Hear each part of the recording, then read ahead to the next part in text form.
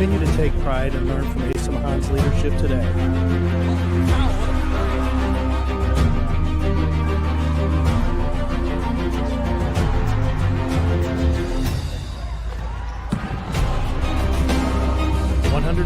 Years of commitment to harnessing the power of creativity, ingenuity, community, and academic excellence. I believe that if you get your degree here, the world is going to feel like it's shrinking.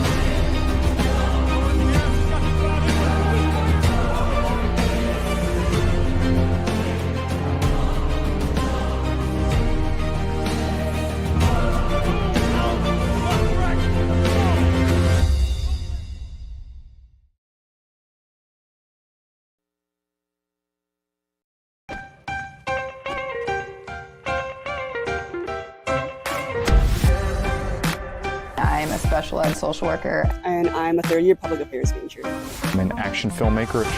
I'm a recent graduate from Michigan State University. I'm an underwater cinematographer.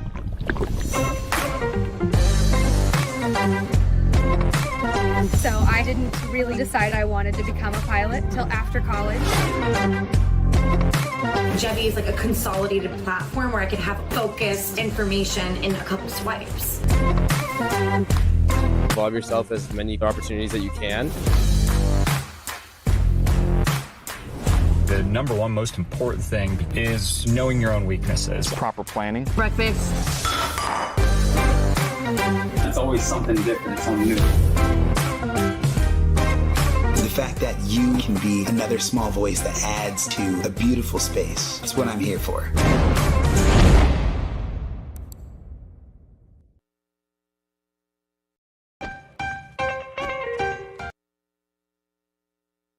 Bulldog fans, welcome to the home of Adrian College Athletics, brought to you by Adrian College Television. Follow us on social media to be connected to the latest broadcasts, news, highlights, and more. You can find us on Instagram, Facebook, X, and TikTok. ACTV's social media handle is at Adrian College TV on all platforms. Thank you to all of our fans who tune in to support us at ACTV.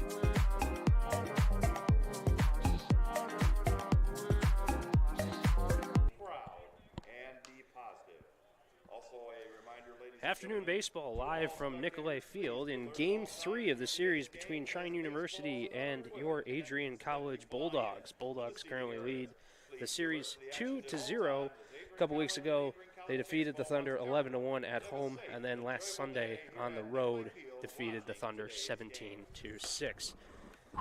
Bulldogs coming into today's game with a 17-12 record, 9-2 on the year in the conference play. Trine University coming in with a 9-19 record, 3-8 in conference play.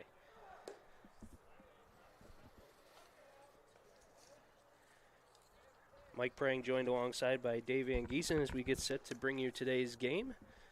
Adrian currently holding a 7-game winning streak against the Thunder, 71-16 overall, dating back to 1955. Goose, you want to bring us through our starting lineups here? I shall do so. For the visiting Trine Thunder, who come into the game with a record of 9-19 on the season. Leading off will be shortstop number 5, Luke Burford. Batting second, the second baseman number 2, William Taxak. And batting third is first baseman number 25, Joel Walton. Leading off for Trine is the shortstop number 5, Luke Burford. Batting fourth for the Thunder is third baseman Cole Temple. And batting fifth is the catcher number 9, Preston Henshin, as the first pitch is a ball. And batting sixth in left field is Justin Hamburg. Batting seventh is designated hitter number 26, Brody Bond. Dane Dubose is playing right field and batting eighth as the ball is lifted out to right field, where Jackson McGuigan comes in and makes the catch. And there's one out in the Trine first inning. And the final hitter in the Thunder lineup today is center fielder number 3, Cole Schmidhuber. And pitching this afternoon for Trine is Henry Williams. He, of course, is being batted for by the designated hitter as William Taxak steps into the batter's box. Now batting second baseman number 2, William Taxak. Pitching for Adrian today, Lincoln Lipinski making just his second appearance of the season as Taxak fouls off his second pitch, bring the count to 1-1. Lipinski on the year, a 3.00 ERA in his one appearance. He gave up 1 run in 3 innings. He also picked up a save in that game with 2 strikeouts as that pitch is fouled back. This is his first appearance since February 14th when he pitched down at Barry. Yeah, Lincoln gave up just the 1 hit in that appearance, but it was a long ball. So other than that, he was pretty perfect. This is a game featuring a couple of pitchers that really have not seen a lot of action, as Lipinski strikes out Taxak, and there are 2 away. Now batting the first baseman, number 25, Joel Walton.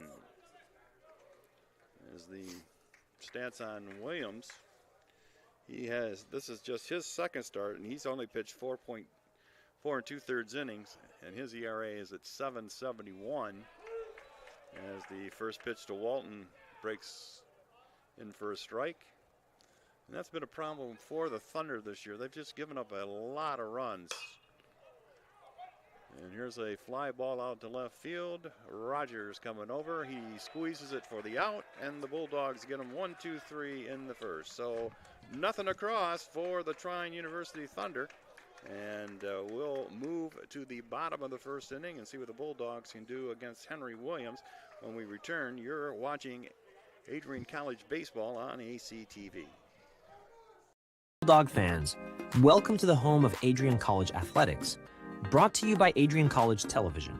Follow us on social media to be connected to the latest broadcasts, news, highlights, and more.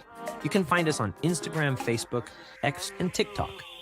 ACTV's social media handle is at Adrian College TV on all platforms. Thank you to all of our fans who tune in to support us at ACTV.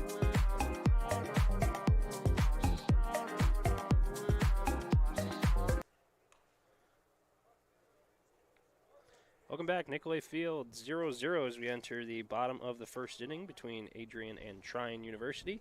Game 3 of their series. It's taken a couple weeks. Bulldogs coming to bat. Jake Burns will lead things off for Adrian, followed by shortstop Nick Bruder, then the third baseman Ryan Davis. Catcher David Kedrow will hit 4th, followed by Easton Rogers in the 5-hole. Jackson McGuigan batting 6th. Christian Oliver, the designated hitter, batting 7th. Gus Weeks at second base, batting 8th. And Joe Casal will round out the lineup, batting 9th. Yeah, Mike, it's one of the unique things about the Adrian Trine series every year. You know, you were given the stats on for the game there about the history of it. It's the one series that isn't played 3 games in a row on a weekend. So a lot of times being in the middle of the week, you get what you get from how many pitchers you used last week and what you intend to use this week. Now batting the first baseman, number 23, Jake Burns. So Burns looks at first pitch call, the strike. He'll foul off pitch number 2, and he's quickly down 0-2. Other games around the conference today. Olivet is at Albion. Calvin University has a non-conference contest with Aquinas College, and then Kalamazoo takes the trip up to Hope College for their midweek season or series game. Count moves to 1-2 to Burns after a ball low. Yeah, there's just 10 games left for every team in the MIAA at this point. And Adrian and Calvin are the current co-leaders with 9-2 records in the conference play. And Alma sits in third place with 7 wins. And Kazoo and Albion each got 5. They're 4 games back of the leaders. And then Hope, Olivet, and Trine are in the bottom. They are all tied with a 3-8 record, but again, the top 4 teams make it, so they're still at this point all very much alive in the race to get into the tournament, as they're just 2 games back of that final playoff spot. Swing and a miss on a breaking ball will ring up Jake Burns. Now batting the shortstop, number 5, Nick Bruder. That was still a solid at-bat from Burns. He saw 7 pitches there, and as the leadoff hitter early in the game, you were just trying to get as many pitches thrown at you as possible and continue that way down the order as Nick Bruder comes to the plate. He looks at a fastball inside. Yeah, the other thing, too, about these early at-bats for the Bulldogs is you've got a young freshman pitcher out there. As I said, he's only thrown 4 2/3 innings, so you probably don't know a whole lot about him. But I can tell you he's another tall left-hander. I think that's one of the reasons why the Bulldog lineup is shaken up with a few right-handers today, as the next pitch is high for a ball, and it's 3-0 to Bruder. A called strike will get me over pitch. Seemed like he aimed that one. Bruder batting .310 on the season, 28 games, starting in all 28. 36 hits and 116 at-bats as he draws a walk, and that'll put the first runner on base for the ballgame. Now batting third baseman, number 17, Ryan Davis. Davis is coming off a hot weekend against Kalamazoo. He homered 3 times in the doubleheader last Saturday. He's batting .333 on the year, 35 hits, 29 runs scored, 9 doubles, a triple, 3 home runs, and is second on the team with 32 RBIs. Yeah, it's those 32 RBIs that is the big number. That's what, like say, when you look at the statistics of the two teams, the number of RBIs really jumps out at you. Adrian with almost 100 more. They have 211 on the season. Trine with just 118. Adrian as a team is batting .309 against Trine, who has a .261 team batting average.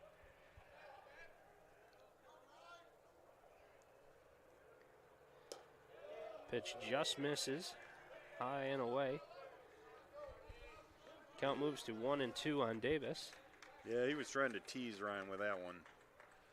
And he's also kind of worried about Nick Bruder over there at first base.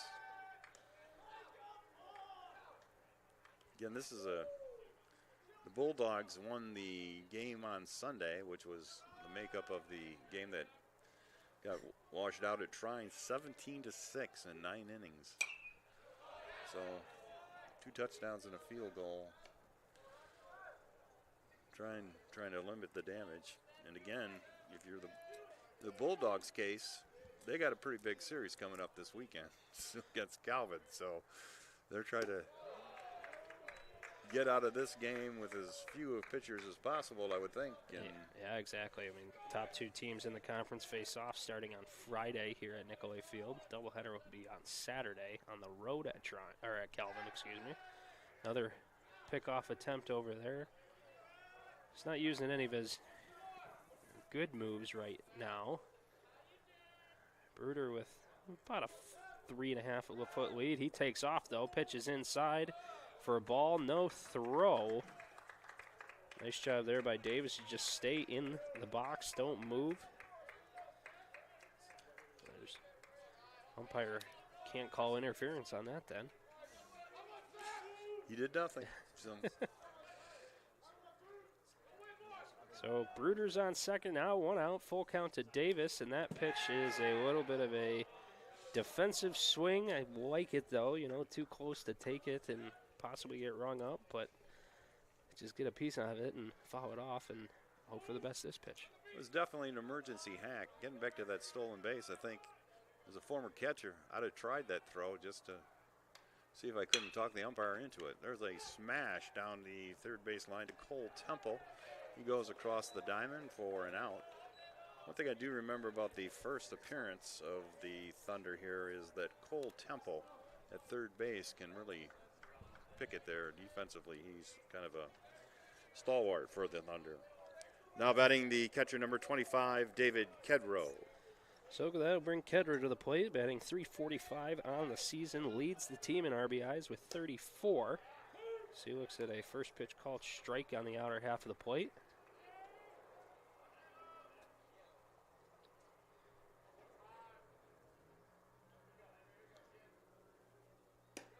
Pitch misses high, evens the count 1-1. Nice little day here we got at Nicolay Field. Out of a cloud in the sky, slight breeze blowing out to right field.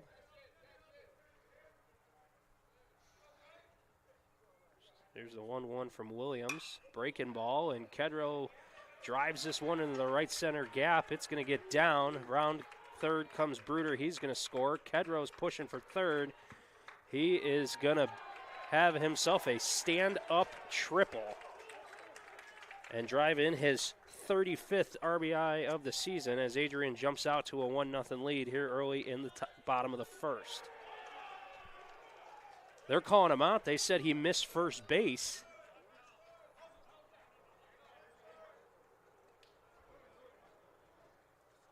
We're going to have a discussion here amongst the umpires, but they said Kedro missed first base. They threw over, and they called him out. If that's the case, the run does not count.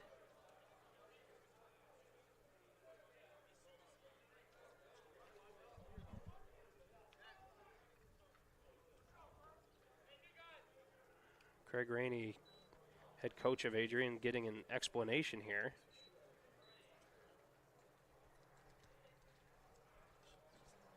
Well, also, if he missed first base, he doesn't get a hit either.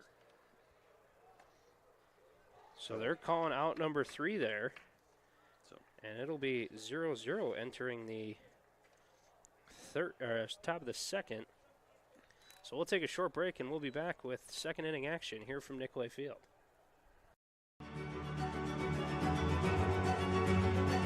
Before the achievements, before the celebrations, there's the work. Early mornings, late nights. Every challenge faced, every extra effort made. Every victory starts with preparation.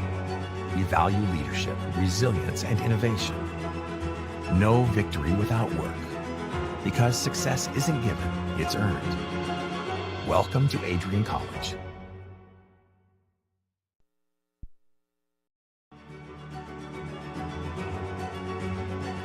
Before the achievements, before the celebrations, there's the work. Early mornings, late nights. Every challenge faced, every extra effort made. Every victory starts with preparation. We value leadership, resilience, and innovation. No victory without work. Because success isn't given, it's earned. Welcome to Adrian College.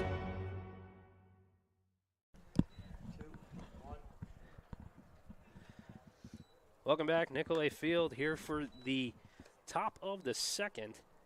After a strange set of events there, Adrian had a runner on second. David Kedro drives the ball into the gap, which everyone thought was a stand-up triple until Trine caught Kedro missing first base.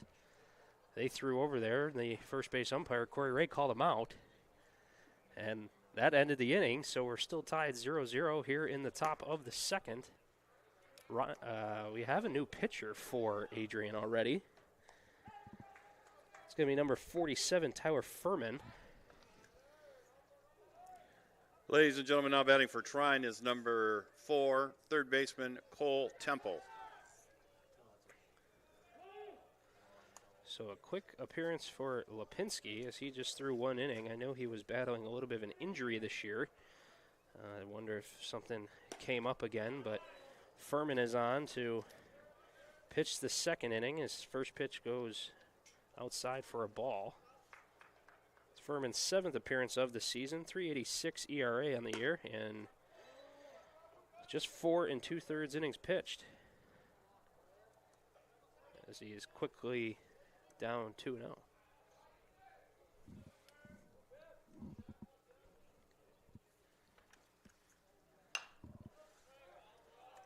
Also, ladies and gentlemen, your attention please. Now pitching for the Bulldogs is number 47, Tyler Furman. Furman in place of Lincoln Lipinski. So next pitch to Temple goes foul and out of play. 2-1 the count here in the top of the second. Fastball fouled back again. Evens the count 2-2. Yeah, Mike, I want to get back to the play that ended inning number 1. There's a lot of confusion there, and part of it surrounds the fact that the base that he missed was first base. because that makes a difference. Had he missed second base, I'm pretty sure the run would count, because that's not a force out if it's at second base.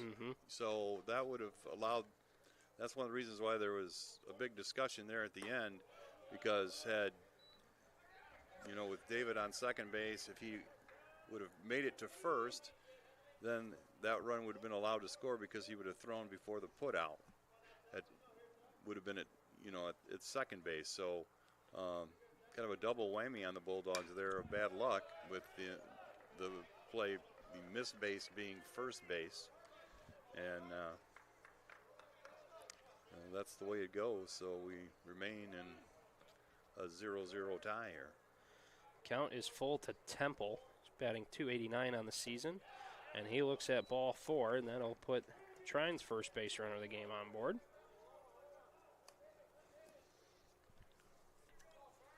Now batting the catcher, number 9, Preston Henshin.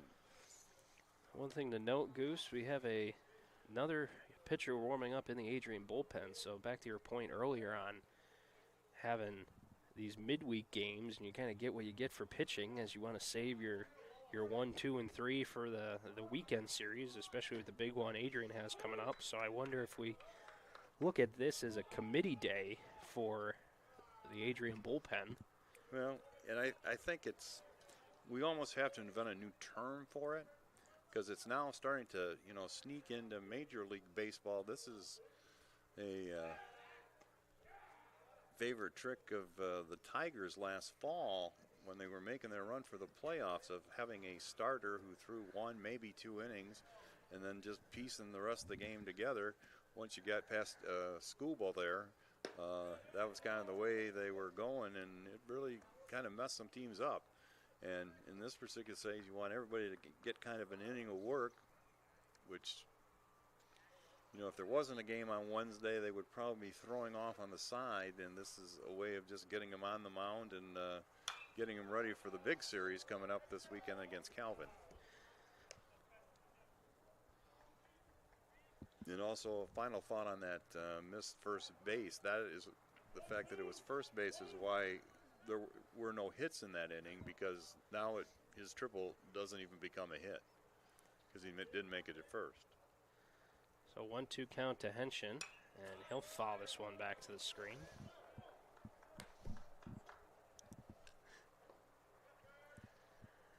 So runner on first here, nobody out in the top of the second, 0-0 between Adrian and Trine. Game 3 of the series. Trine battling a little bit of a 5-game skid here.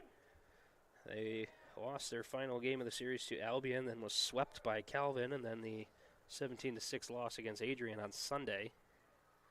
So they're looking to break a little bit of a losing streak here, as this one's hit over to shortstop Nick Bruder. He'll fire it over to second. They'll get the fielder's choice. So that is out number 1. And that was a close one. Now batting the left fielder, number 15, Justin Hamburg. Yeah, that was a nice play there by Gus Weeks, who got over the bag, and Bruder kind of had to underhand that one without really getting a good look at second base, so he made a nice job of catching that ball. That's a ball that could easily have been dropped, but the Bulldogs make a fine defensive play, and they got one out now. Batter is Hamburg, who comes in batting 200 in limited action. He's only had 20 at-bats this season, and that pitch is in for a ball. So around the infield for Adrian, Jake Burns at first, Gus Weeks second, Nick Bruder at short, and Ryan Davis at third. Behind the plate, David Kedrow. And then in the outfield from left to right is Easton Rogers in left. Joe Casal playing center today, and Jackson McGuigan in right field. As we look at the 1-0 pitch called strike, evens the count 1-1. An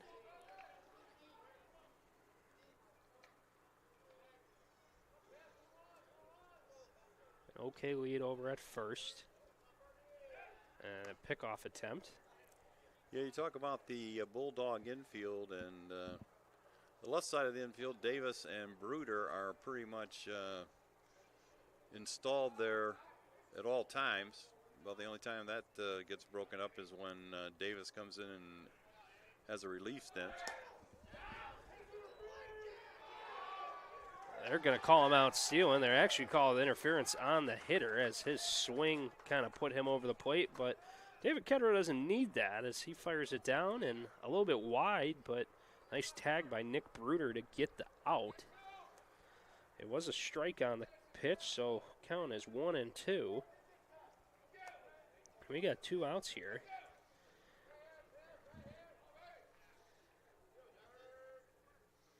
See, and there, David did make the throw as he strikes out Hamburg to end the inning. But by making that throw, forced the umpire to make a decision, and the guy was in the way. So he got the interference call, but didn't need it. So they get nothing in the top of the second. No runs, no hits, no errors, and nobody left. And at the end of an inning and a half, you're watching Adrian College baseball here from a sunshiny Nicolay Field on this Wednesday. And we'll be back with more action in just a moment. Hi, I'm Aubrey Morgan, the current student government president here at Adrian College. I chose Adrian College because of the campus size. Campus feels like a fun, energetic community where everyone knows each other. If you want to see what Adrian has to offer for you, you can schedule an in-person visit at adrian.edu/campus-visit.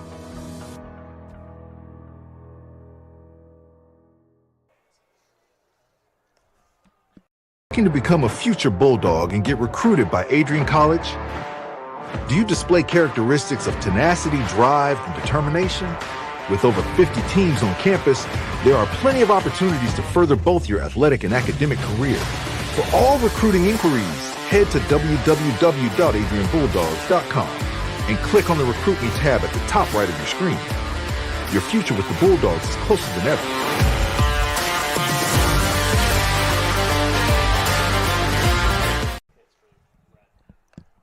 For Trine in the top half of the second inning, they get no runs on no hits. There were no errors, and no one was left on base. So here we are back bottom of the second. Still scoreless here from Nicolay Field. Might have a little bit of a, the final out was the catcher. That's our delay. So it'll be Rogers, McGuigan, and Oliver to lead off the bottom of the second for Adrian as they look to score the first run of the game. I guess you could say again. As one should have came across last inning before Kedro was called out for missing first base with 2 outs. Now batting the left fielder, number 26, Easton Rogers. So Rogers will lead things off here for Adrian in the bottom of the second. He's batting .309 on the season, 25 games played. He's got 30 hits, 7 doubles, a triple, and he leads the team with 4 home runs. As that one is skied to right, spinning around out there is the right fielder Du Bois, and he makes the catch. So 1 pitch, 1 out here in the bottom of the second. Now batting the right fielder, number 19, Jackson McGuigan. Yeah, the final thought on the whole missing the bases that we learned here, young players, is you got to touch all those bases. And I know when you're practicing, sometimes you seem like it's not that big of a deal, but it really is something you want to pay attention to in practice so that you can not only touch all the bases, but you can also cut down the amount of distance you have to run to get to third on a hit like that. So McGuigan comes to the plate. He's quickly down 1-2 after a couple of breaking balls there. Ooh, almost offered at the fastball outside. And that one was way outside. He fouls that one off. Count stays at 2-2. McGuigan, limited action this year, hitting just .222. This is his 10th appearance of the season. He's got 2 hits and 9 at-bats this season so far. This pitch misses outside, and the count runs full to McGuigan. A lot of McGuigan's appearances have been as a pinch runner. So he fouls that one off again. He's doing a good job up there right now. You said he almost swung at that one that was way outside, but the next one was a tough one to foul off, and he did so, and he's run the count to 3-2. That pitch is high, ball 4. That's the second walk of the game for Williams, and the Bulldogs have a man aboard. Now batting the designated hitter, number 35, Christian Oliver. And that's a good walk by McGuigan because he worked for that one, you know. Sometimes you just stand up there and the guy just can't find home base, but on that one, he fouled off a lot of good pitches and earned his way on first. As the first pitch is a strike to Christian Oliver. Christian batting 273 coming into today's game. He's seen some pitch hitting duties, seen some DH duties, which is what he's doing today. Again, he's a right-hand hitter against this left-hand stance of Williams.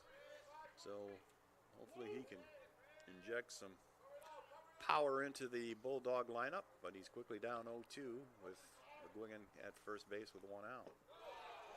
Breaking ball misses low. Count runs 1-2. McGuigan with a short one-way lead at first base. I don't think the Bulldogs are getting off too far. Here's he's extended a bit, but a pick attempt from Williams. I think with Williams being a lefty, Adrian's kind of just staying close to the base, or if they do get off, it's more of a one-way lead. This one jams Oliver, roll over to third. They're going to fire to second, get the 1 out, and turn the double play. 5-4-3, and that'll end the inning. We remain scoreless from Nicolay Field. We head to the top of the third, 0-0 between Adrian and Trine. We'll be back after this.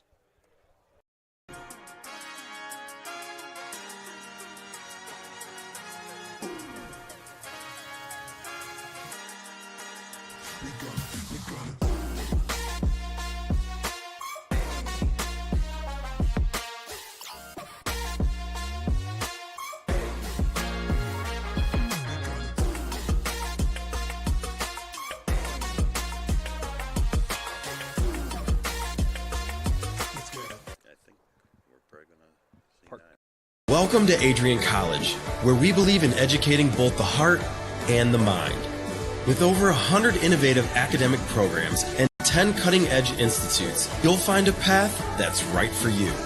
Join our vibrant community of over 50 athletic teams and discover why we're recognized as a U.S. News & World Report Most Innovative Institution. Adrian College, where passion meets purpose. Your future starts here.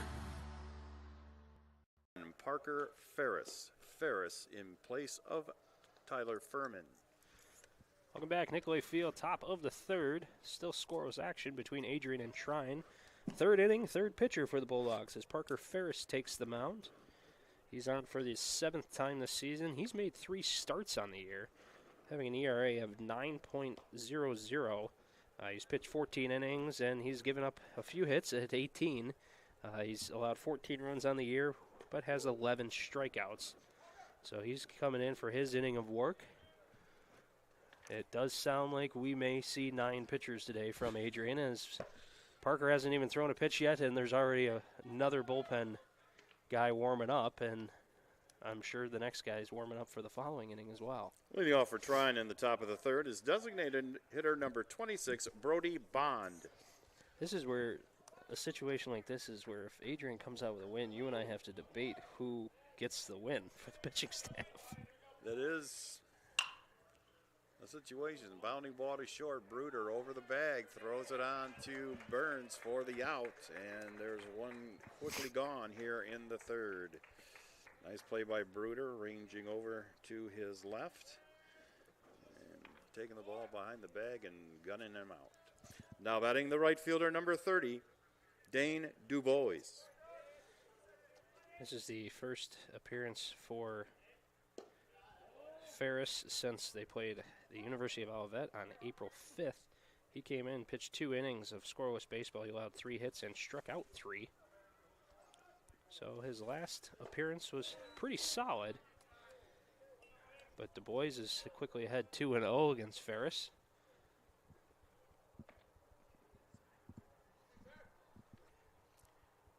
2-0 pitch misses just low and away. Yeah, this is my first chance to take a look at Parker Ferris, and the first question I have is, how did Tim Kaiser miss this guy?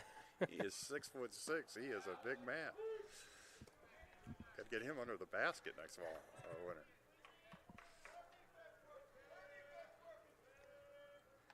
Tall, lanky, right-handed pitcher. Ferris gets a swing there, and he has made his way back to the count as it is now run full. 3 balls, 2 strikes.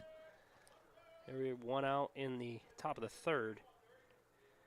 A full count pitch. This one's smacked over to Gus Weeks at second. He fields it cleanly, fires it over for out number 2.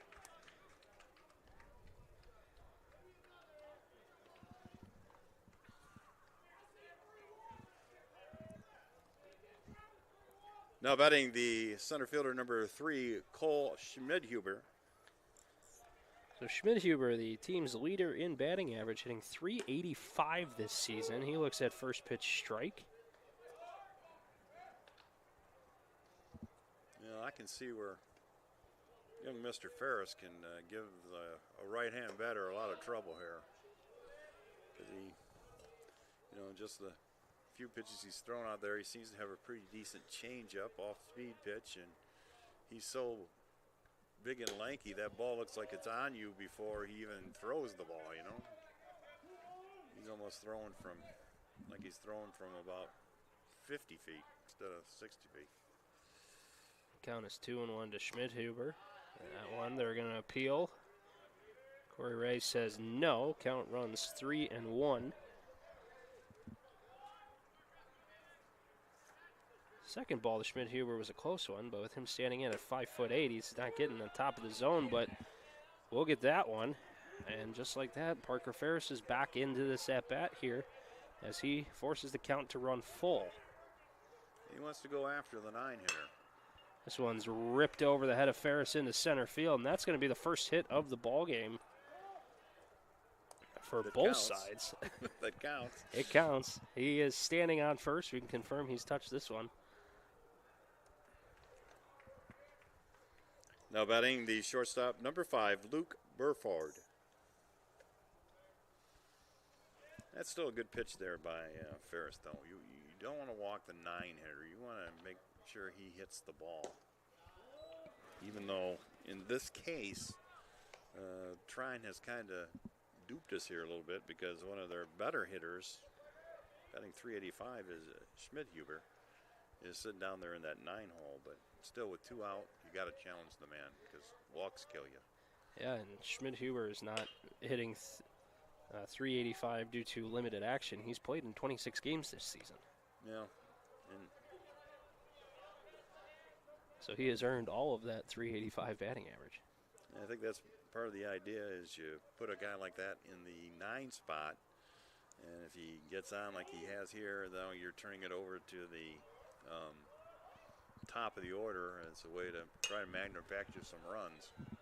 Because as we said, this Trine team, they've given up a lot of runs in games, and so you've got to just keep scoring if you've got a situation like that.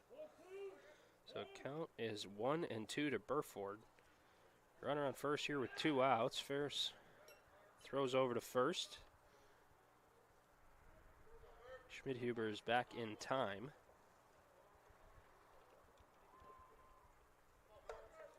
Defense playing straight up for the most part. Bruder shifted towards the middle a bit at short as this one's hit right back to Ferris. And he will trot it on over and an underhand flip to Burns, so he'll get out of the inning. But Trine does collect the first hit of the ball game, but we still remain scoreless as we head to the bottom of the third inning here at Nicolay Field, tied 0-0.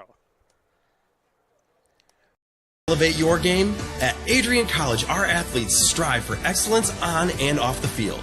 Get involved in over 50 student clubs and organizations where your passions meet purpose. With innovative programs and personalized learning, our academics are designed to ignite your future. Experience vibrant student life, where community and connection shape your college journey. Adrian College, where you belong. Apply today and become part of the Bulldog family.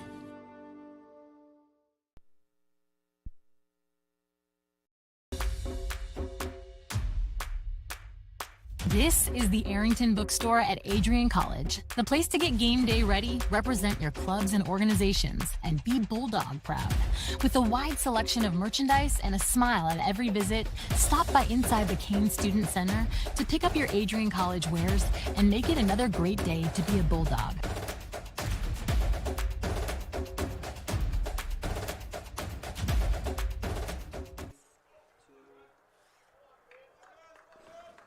Welcome back. Bottom of the third. It'll be Weeks, Cassell, Burns for the Bulldogs. 8-9 top as Weeks swings at the first pitch and will hit it out of play.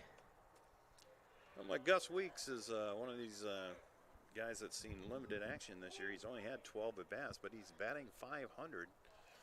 That's 6 hits in the limited action he's seen. Well, and Weeks was a guy that got a lot of action his freshman season, I believe it was. He kind of filled in quite a bit in the middle infield, and then Nick Bruder came in and kind of stole that spot last season. We found the diamond in the rough in Rolando Jimenez late in the year, so Weeks was kind of playing backup middle infield as he will swing and miss at a slider. And he will go down swinging, and that'll bring Joe Cassell to the plate. Now batting the center fielder, number 10, Joe Cassell. Well, we were talking a little while ago about how Davis and Bruder are pretty much institutions at third and short, but second base is, there's a lot of guys vying for action there. You've got Jimenez, you got Phil Velardo's looked good when he's been in there, and Gus Weeks has looked good, so that's a good problem to have. Yeah, I was about to say, if you're a coach, that's a good problem to have, not knowing who you're putting at second base today, because all of your options are solid players. I remember one year, Bo Schembeckler, he had 2 different quarterbacks, and he was kind of in the non-conference part of the season, using both of them as Cassell takes his base on a walk, so that'll give the Bulldogs a base runner. And here comes the Trine manager, and he is going to call to the bullpen. So we're going to take a little bit of a break, and we'll be back with the new pitcher after we pause for this. You're watching Adrian College Baseball on ACTV. Adrian College is a private liberal arts institution known for its diverse academic programs, strong emphasis on experiential learning, vibrant campus life, and commitment to fostering a supportive community. Want to visit Adrian College for yourself? Visit our website at adrian.edu/campusvisit.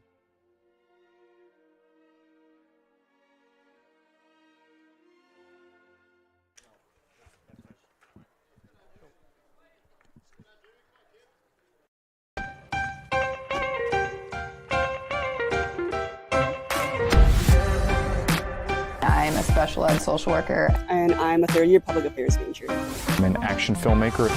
I'm a recent graduate from Michigan State University. I'm an underwater cinematographer.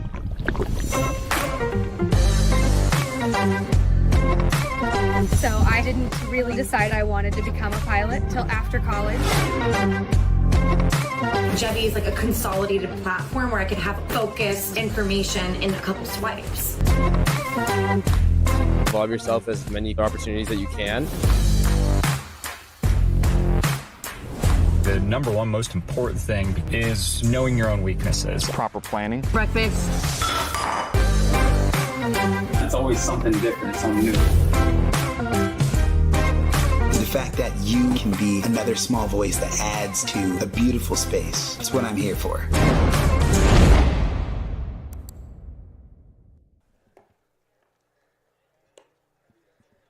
Welcome back. Pitching change for the Thunder. Joel Clausen is coming in to replace Henry Williams, and he's taking his final tune-up tosses. Just to finish my story about Coach Schembeckler, he was asked by the media, is this a problem playing 2 quarterbacks at the same time? He goes, no, that ain't a problem. He goes, a problem is when you've got 3 quarterbacks and none of them can play.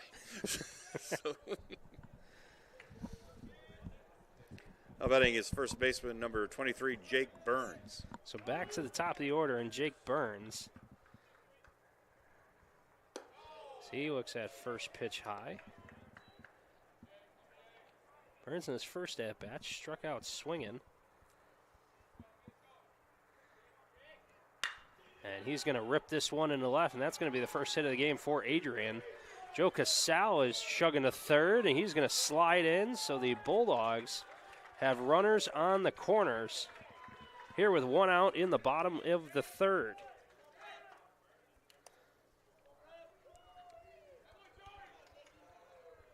Well, I watched carefully that time, and no base was left untouched, so we got that going for us.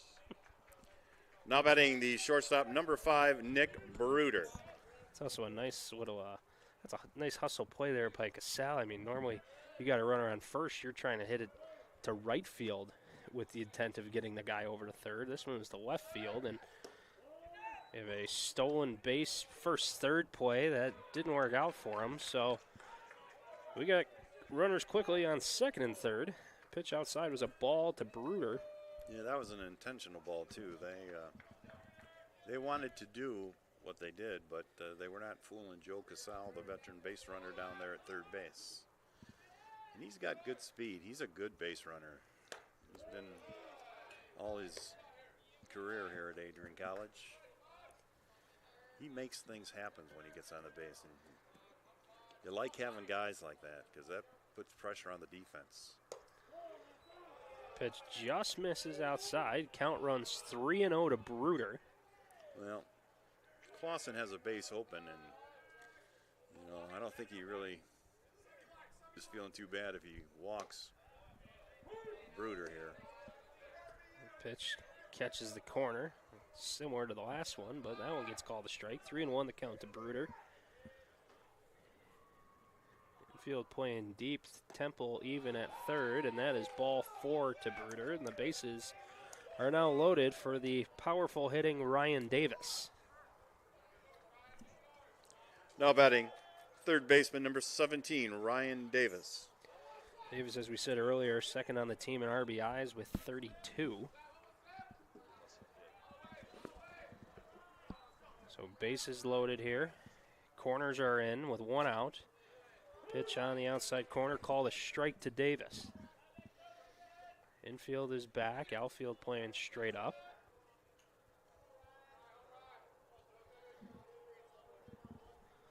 The 0-1 to Davis, called a strike. They go for a back pick to third, but it bounces off the back of Casal, and he's going to score. Everyone moves up a base, and the Bulldogs have the lead here. An errant throw down there, right? That one hit him pretty much right in the middle of the back, so everybody advances, and the Bulldogs now with the game's first run.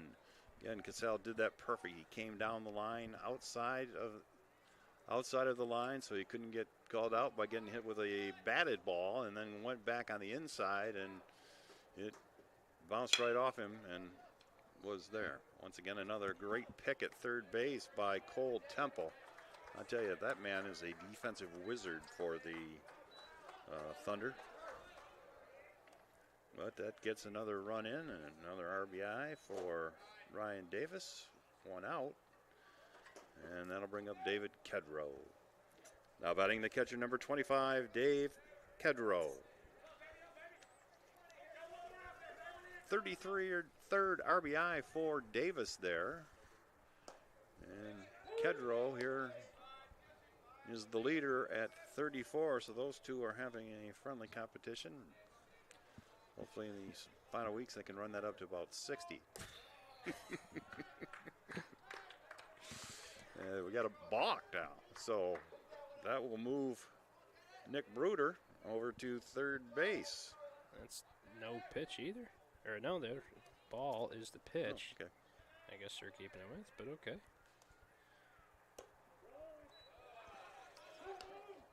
Two and one the count to Kedrow. I didn't see the block call. I thought that was just the greatest delayed stolen base in the history of baseball. But well, if it is, he fooled me. Yeah, that's what I thought. There you go. It should be 1-1. No, the second pitch did not count. I'm not seeing things there, Mike. I wasn't going to say anything. This one off the end of the bat and out of play. So count 1-2 to Kedro.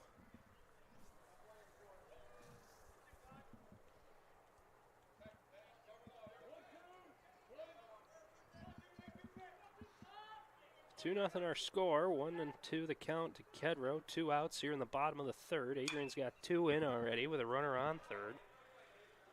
Kedro fighting at the plate, fouls that one off.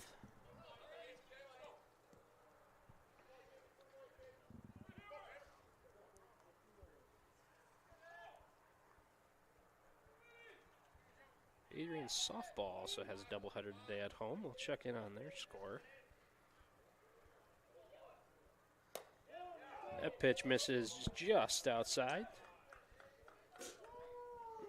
Yeah, you talked about the wind earlier, Mike, and how it's kind of blowing out to right field as it does every day this season, it seems, as the curveball is inside and the count is now full. But I've done one softball game this year on the PA, and that was the only day that I can think of where the wind was blowing in here at Nicolay Field, so that it was out for the girls so they could hit home run after homer, as Kedro watches ball 4 go by, and he walks down to first base, and we got runners at first and third with 2 out. And the next batter is Easton Rogers. Now batting the left fielder, number 26, Easton Rogers.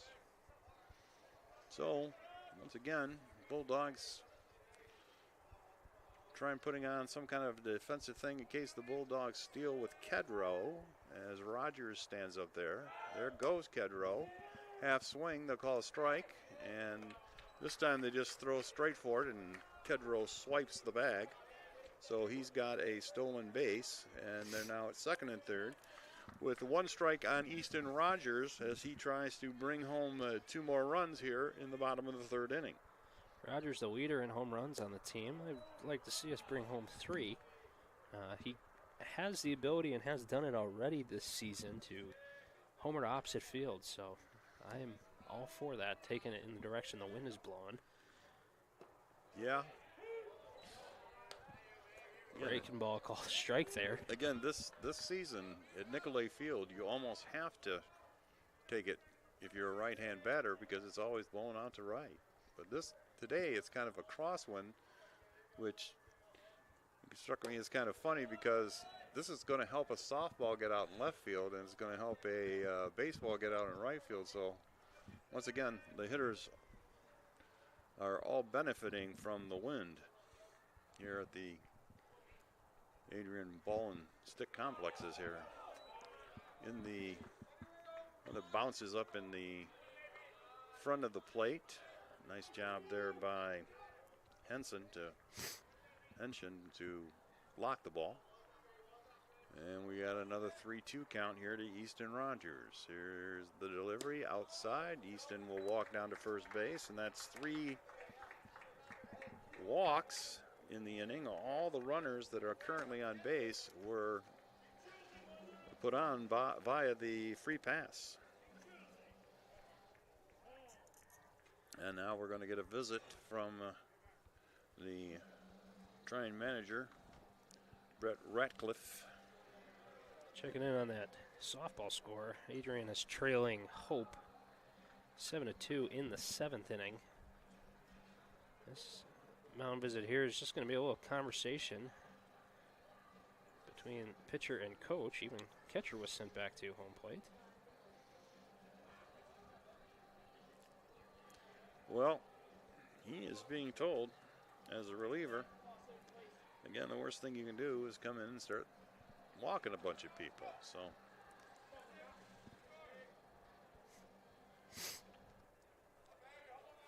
it's time to throw a strike to Jackson McGuigan. Pitch is down low for a ball. Now batting is right fielder number 19, Jackson McGuigan. Scores from around the conference. Kalamazoo currently leads Hope 1-0, top 4. Calvin and Aquinas are Calvin has a 2-1 lead over Aquinas in their non-conference game, bottom 3. And Olivet and Albion are tied at 0 in the 4th inning. That's going to be a hit pitch to McGuigan, and that will bring a run in. The old beamed RBI there.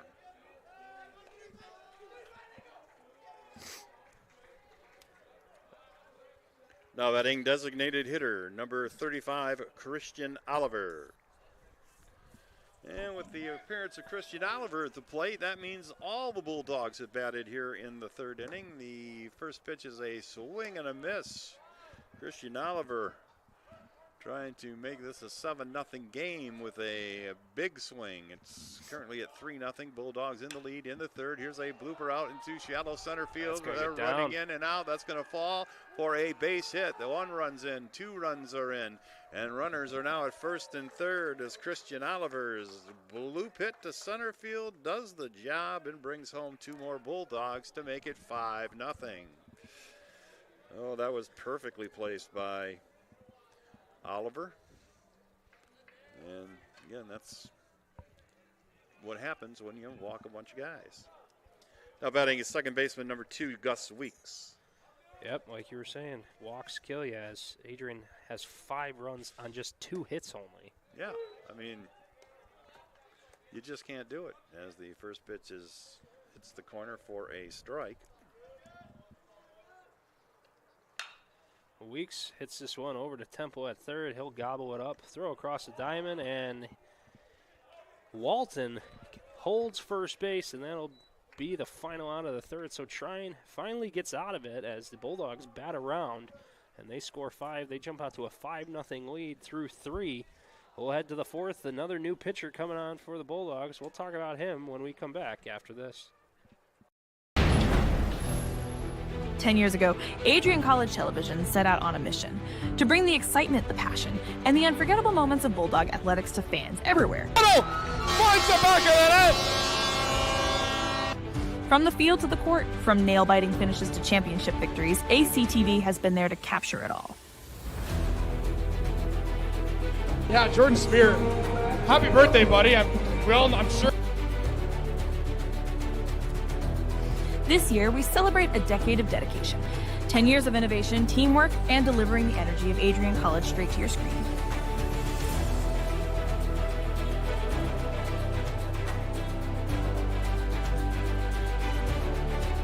Here's to the next chapter of ACTV, because at Adrian College, the story is just beginning.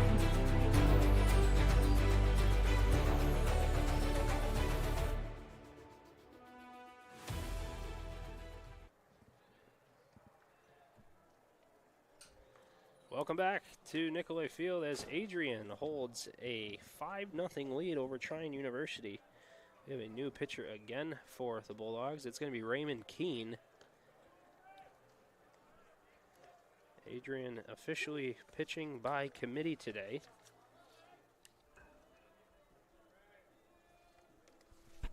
Adrian just took advantage of a Trine error last inning, scored 5. However, all 5 are still earned as they would have came around to score anyway. Ladies and gentlemen, your attention please. Now pitching for Adrian is number 18, Raymond Keene. Keene in place of Parker Ferris. So Adrian scoring 5 runs on just 2 hits that inning, as we learned pretty quickly, walks will kill you. And that's what they did for Trine. So Keene's first pitch to Taxak is called a strike. Taxak hits this one into the left camp, and underneath it is Easton Rogers. That's a can of corn out number 1.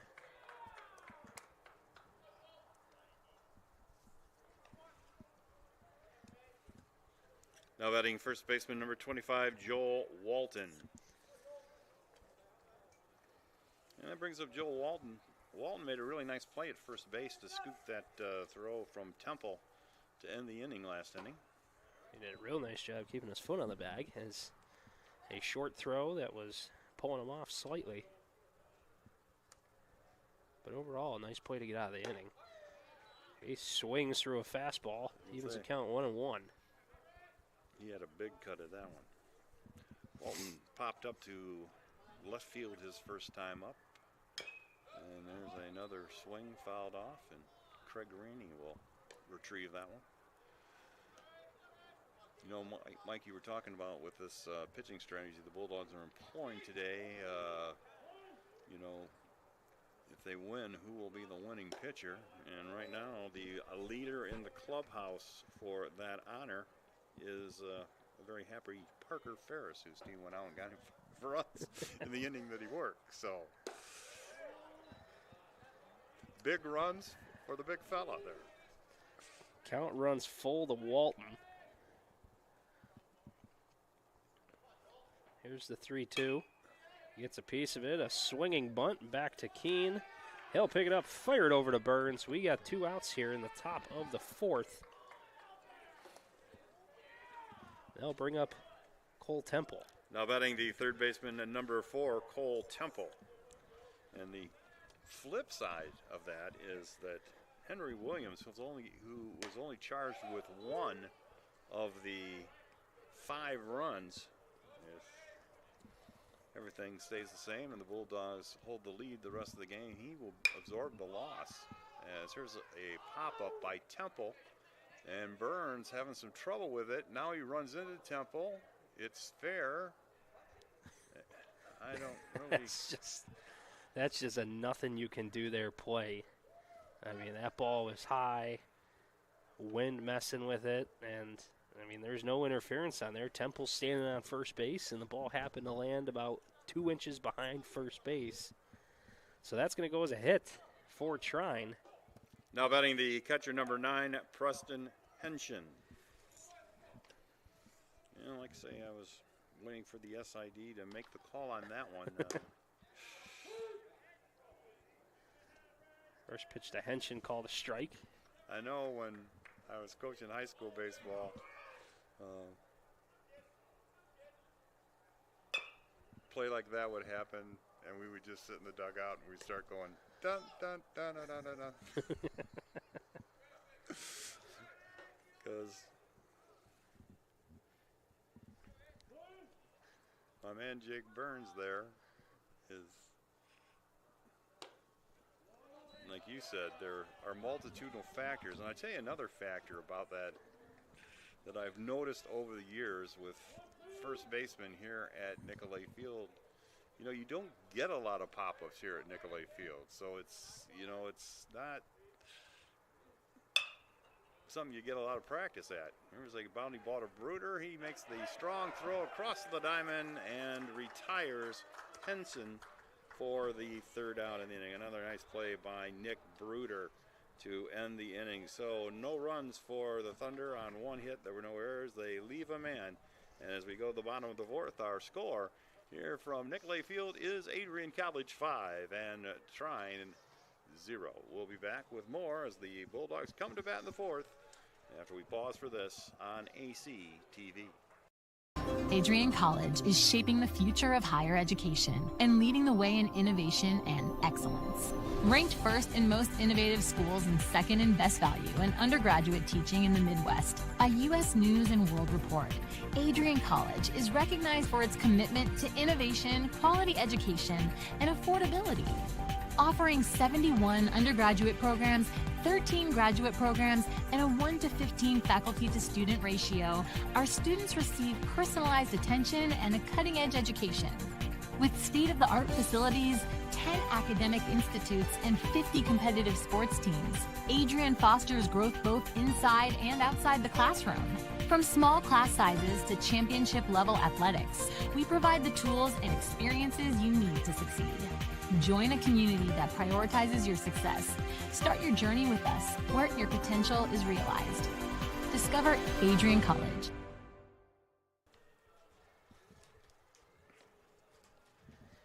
We head to the bottom of the 4th. Adrian leads Trine 5-0 after a 5-run 3rd inning. All that coming on just 2 hits. So Clausen is back out for the bottom of the 4th for Trine. He struggled a little bit with his control as he's thrown just 2/3 of an inning. He's given up 4. Both of the hits go to him, and he's also walked 3 already. Leading off for the Bulldogs in the Bottom of the fourth inning is center fielder number 10, Joe Cassell. As a former pitcher myself, sometimes even though, you're coming in, there's just like a man on first base, sometimes it's a mental thing, just pitching with a fresh inning. So we'll see what Clausen does here as he gets Joe Cassell swinging at a first pitch strike. Well, not only that, but the thing about it is you got to pitch differently when guys are on base. So if you can start out and keep guys off base, then you have what we call a, relatively easy inning. But you start stacking up the ones where you walk 3 guys, and that's at least 12 pitches there. And then you're laboring. And I also get the hunch that I don't think he'll have a long leash here in this inning, as the delivery is fouled off by Cassell. But because, at least with Henry Williams, I had the sense that Henry Williams was pitching 9 to 9 batters. He was going to go 1 trip through the order. And he got to the 3rd because he pitched so well in the 1st and 2nd. Yeah. But this would be... Thanks to David Kedrow. This is actually, this is the 9th hitter, so it'll be interesting to see what happens here, how long they'll actually go with him as Cassell watches a 3rd strike go by for the first out. Now batting the first baseman, number 23, Jake Burns. Well, everything Clausen have a short leash. He threw 28 pitches in his opening inning. So he's now at 34 after that 6-pitch at bat. Yeah, that's 2 from the Northwood League's. You gotta go if you throw 30 pitches in a. I did not know that. Oh yeah. Well, don't feel bad because, some of the managers in the Northwood Leagues don't know that either. And then when they find out, that leads to even more problems. Count 1-1 to Burns. He fouls this one back. He used to be a official scorer in the Northwoods League there for the Battle Creek team. And one night we were kind of short on pitching going into the game, and our starter threw, as that's called, strike to Burns, so he is now out, and 2 are quickly away here in the 4th. That was a delayed call by our home plate umpire, Mark Snyder. Now batting is shortstop number 5, Nick Bruder. Kind of had to think about it. I thought it was a little bit out and off the plate. But Bruder swings that first pitch right over the middle of the plate, and he'll rip it into center. So we're here with 2 outs in the 4th. Bruder keeps the line moving and bring up Ryan Davis. Now batting the third baseman, number 17, Ryan Davis. So one of the big is we're getting a ball loose out in left field, so we're going to stoppage and play here. But that as a way to combat that and keep him in the game, we decided to let him play second base and bring in the second baseman to pitch, and he got the out. But in doing so, you lose the designated hitter. Yep. And our coaches did not understand that. And 2 innings later, up came the designated hitter. And I knew, here we go. And sure enough, he gets on base and he gets called out, and all kinds of bedlam ensued. And because we're playing a guy that's already out of the game, it was quite the fiasco. So that's as the runner goes and Davis fouls it off, I go, that's how we all learned that 30 pitches is the most you can throw in 1 inning in a Northwood League baseball game, which is, of course, a college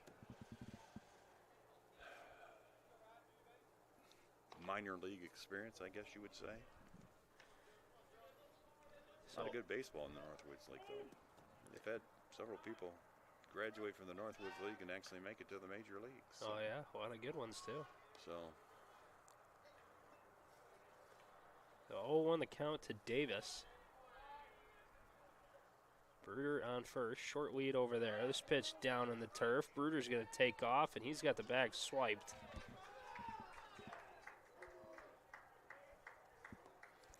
Yeah, with Davis up there, Mr. Clausen was not paying too much attention to Nick Bruder and didn't really give Henshin a chance to throw him out. 1-1 pitch on the way, and a swing and a miss by Davis. He was kind of fooled by that change up there. 1-2 to him now. I will say, though, for the amount of walks that Trine has and the amount of runs they've given up this year so far, their breaking balls have been fooling the Adrian hitters today. As Davis rips that one out onto Route 223 and foul. Well, that's another problem with walking people is you can't really use that if you're always behind in the count, and the batters get to the point where they're just sitting dead red on fastballs. Bruder takes off for third. He is called out. Caught stealing to end the inning. So Davis will be our leadoff hitter come the bottom of the fifth. But the score remains 5-0, and another Bulldog pitcher comes running out of the bullpen. So we'll be back for the top of the fifth inning in just a moment. 10 years ago, Adrian College Television set out on a mission to bring the excitement, the passion, and the unforgettable moments of Bulldog athletics to fans everywhere. From the field to the court, from nail-biting finishes to championship victories, ACTV has been there to capture it all. Yeah, Jordan Spear. Happy birthday, buddy. I'm sure. This year, we celebrate a decade of dedication, 10 years of innovation, teamwork, and delivering the energy of Adrian College straight to your screen.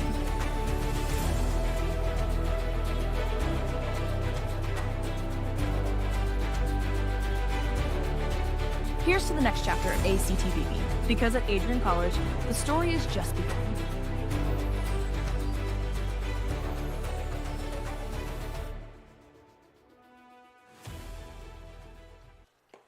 Ladies and gentlemen, your attention please. Now pitching for the Bulldogs is number 32, Ben Bates. Bates in place of Raymond King. So Bates comes on to pitch the fifth for Adrian. He's making his 8th appearance of the year. ERA of 13. 9 complete innings pitched. He's allowed 20 hits. 15 runs, 13 of them earned.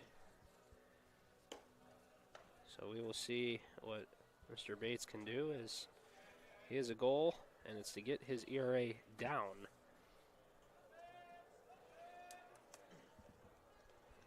Leading off for the Thunder in the top of the fifth inning is left fielder number 15, Justin Hamburg. So, Raymond Keene, we hardly knew him. 4 hitters and just that one pop-up that sort of landed on first base with the runner and the fielder at the same time. And ended up being a hit, but he was definitely not hit hard, so a quality hold for our 4th inning pitcher today. And now Mr. number 5 is out there. So count 1-2 to Hamburg. Pitch misses high and away. Count even 2-2.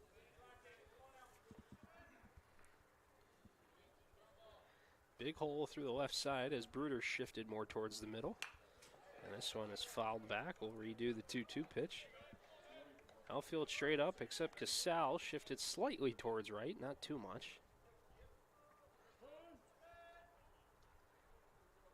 There's the 2-2 offering from Bates. Breaking ball called, strike 3. And down goes Hamburg for out number 1. Now batting the designated hitter number 26, Brody Bond. That was a nice breaking ball there by young Mr. Bates.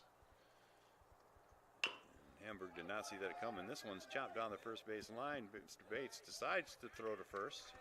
Could have just stood there and tagged the guy, but he goes for the assist and not the put out. How about the put out totals of Jake Burns? Got to boost the stats. Now batting the right fielder, number 30, Dane DuBois. The boys grounded out his last at-bat. He's 0 for 1 on the day. And quickly, Mr. Bates has 2 outs and just 7 pitches. First pitch high and away for a ball.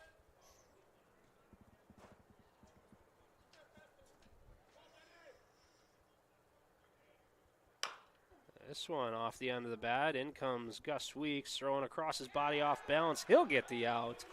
Then we have a quick 9-pitch inning from Ben Bates as Trine goes down 1-2-3. Bulldogs will come to bat looking to add to their 5-0 lead here in the bottom of the 5th. But we'll be back with more Bulldog baseball here from Nicolay Field in just a moment.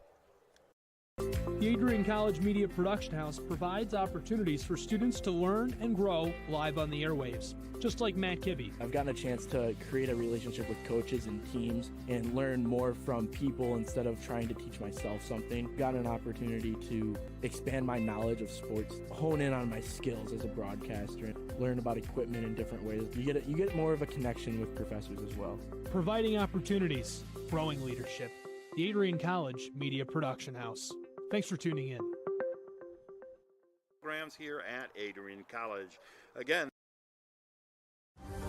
Adrian College is looking for leaders, student athletes with the tenacity to keep the Bulldogs at the top, the forefront, in and out of the classroom.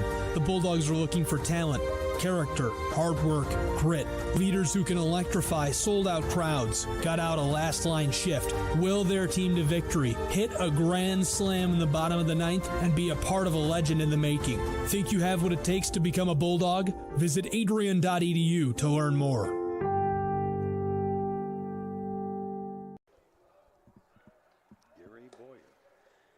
Welcome back to Bulldog Baseball. Bottom of the 5th, Adrian leading Trine University 5-0. Ryan Davis will lead things off after Bruder was called out stealing for the 3rd out, and we have a new pitcher for Trine University. Ladies and gentlemen, your attention please. Now pitching for Trine is number 27, Gary Boyer. Boyer in place of Joseph Clausen. It's so easy having you as the PA announcer as well on this broadcast here. Boyer, a sidearm right-handed reliever. So we'll see what Adrian can do here. Now batting for the Bulldogs to lead off the bottom of the 5th inning is third baseman number 17, Ryan Davis. On these sidearm pitchers, you know, you're only playing 3-4 games a week. You're probably seeing one once, maybe twice a month, and I mean they can fool you quite a bit. So we'll see what Adrian can piece together here against Boyer as Davis looks at first pitch called strike. Well, a couple things here, Michael. First of all, as that one is ripped into the corner, this is going to be extra bases as Davis rounds first and chucks into second with a double, sliding head first into the bag. And I was just about to say that Davis, you may recall, was at the plate when Nick Bruder was thrown out at third, and so he got to bat again. Now batting the catcher, number 25, David Kedrow, which I'm sure did not excite our new pitcher, Mr. Boyer, any, and you can see why with that double being ripped down the line. And you're correct that Boyer is a submarining style pitcher, and he beans Kedrow. That's another free base that Trine has given up today. Now batting the left fielder, number 26, Easton Rogers. Trine has hit 2 batters and has walked 6 so far. And for all those fans of my generation, Mr. Boyer reminds me of the musical group Men at Work because he comes from a land down under.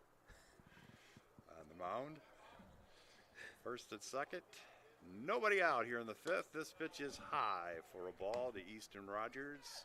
No runs, 2 hits, and 1 error for the Thunder this afternoon. Bulldogs have 5 runs, 4 hits, no errors, and they got a couple of runners on base here in the 5th who are itching to come home.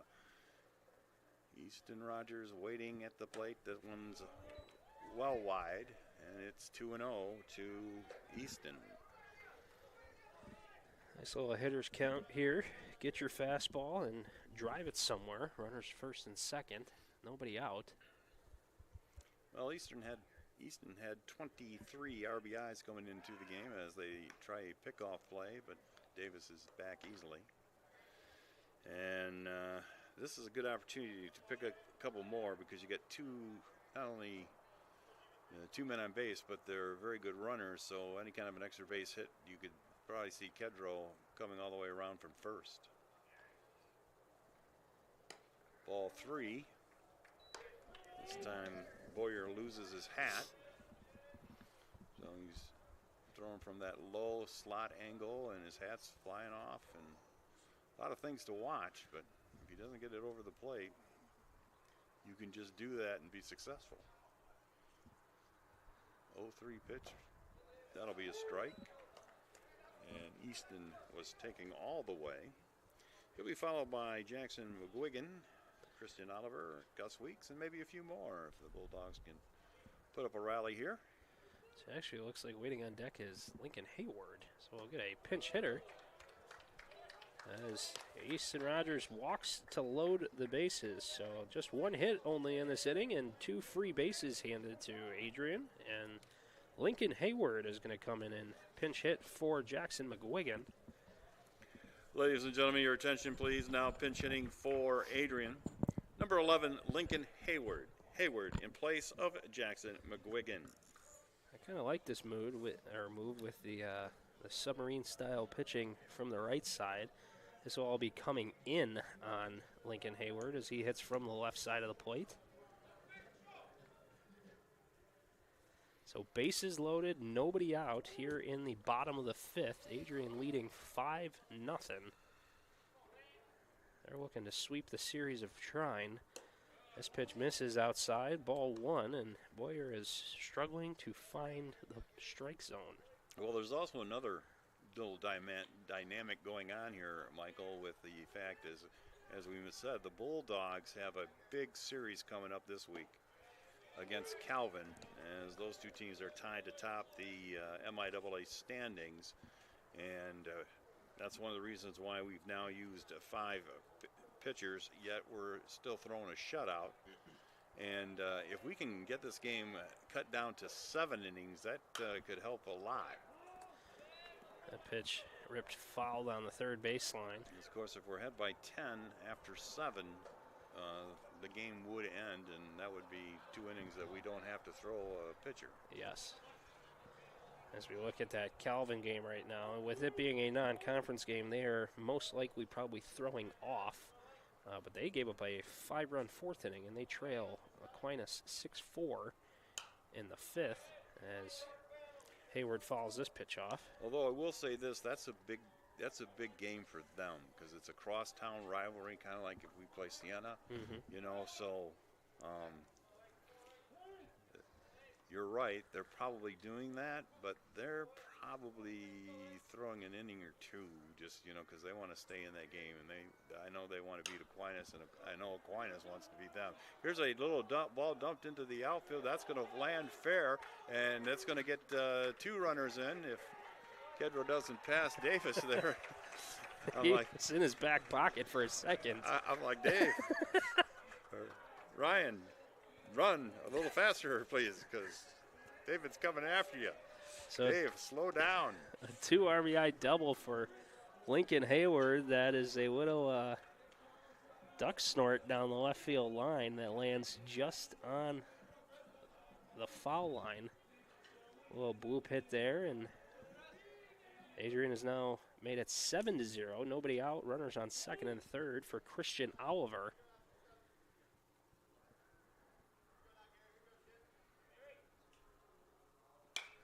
This one's skied high to the outfield. Whoa. It's caught out there, and that will get a run in, so a sacrifice for Oliver as the left fielder Hamburg called off Schmidhuber at the last minute, but in doing so, it took him away from the ball, and he had no leg underneath him to throw, so that made for an easy run. We have another pinch hitter. Brendan Willitson is coming in. Ladies and gentlemen, your attention please. Now pinch batting for Adrian is number 14, Brendan Willison. Willison in place of Gus Weeks. Willison has had a few pinch hit opportunities this season. He's hitting in limited action. Played in 10 games. He started in 3, 7 hits and 17 at bats this season. He's hitting .412. He hits also from the left side, similar to Lincoln Hayward, and he'll take a first pitch called strike. And waiting on deck is another left-handed pinch hitter and our everyday center fielder, Jack Boyke. Well, much like the pitchers, I think one of the things that Coach Rennie's trying to do is he's trying to get an at-bat or two as we get another walk. Another walk, so 0-1 is the count. So, but he's trying to get everybody in at-bat going into that weekend as well, so we're seeing the pinch hitters, and this is the time to use the left-hand pinch hitters against this submarining stance of Boyer. And that one's fouled off by Brendan. So second balk of the day for Trine. That puts a runner at third. Still just one out, 0-2 the count to Willitson. And quietly, we've pushed this lead up to 8 runs. So Willitson would be that 10th run at the plate. And he looks at a ball. Although Michael, at the start of next inning, we're going to have to do some serious surgical work to our scorecards to figure out where everyone's playing now. But I think everyone will be pretty straight up. Hayward will probably go to right, assuming Boyke comes up this inning, which he should. He will just be a straight sub in center for Casal. And Willitson listed as an outfielder. I don't believe he will be going in to play second base, so maybe we see Rolando Jimenez come in, or a Phil Velardo. So well, count moves full now. Again, it reminds me of my Northwood League's experience the night that we decided that both teams decided that it was the end of the first half of the season, because they play half seasons there, and both teams decided they were going to have one guy play all 9 positions during the game, which meant that, you know, it was like volleyball in every inning. I believe there were, in total, 43 substitutions during the game. Needless to say, I was a busy camper that evening. 3-2 to Willitson. He smacks this one in the center. That one's going to get down. Hayward comes crossing the plate. Adrian jumps out to a 9-0 lead.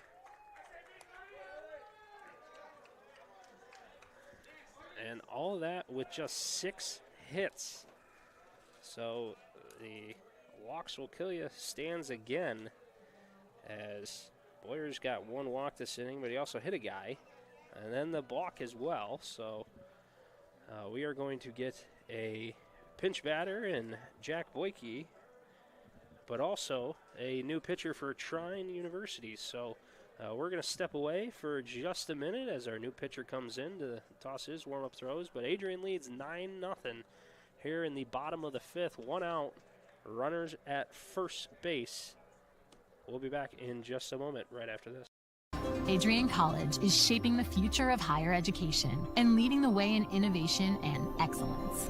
Ranked first in most innovative schools and second in best value in undergraduate teaching in the Midwest, a U.S. News and World Report, Adrian College is recognized for its commitment to innovation, quality education, and affordability. Offering 71 undergraduate programs, 13 graduate programs, and a 1-to-15 faculty-to-student ratio, our students receive personalized attention and a cutting-edge education. With state-of-the-art facilities, 10 academic institutes, and 50 competitive sports teams, Adrian fosters growth both inside and outside the classroom. From small class sizes to championship-level athletics, we provide the tools and experiences you need to succeed. Join a community that prioritizes your success. Start your journey with us, where your potential is realized. Discover Adrian College.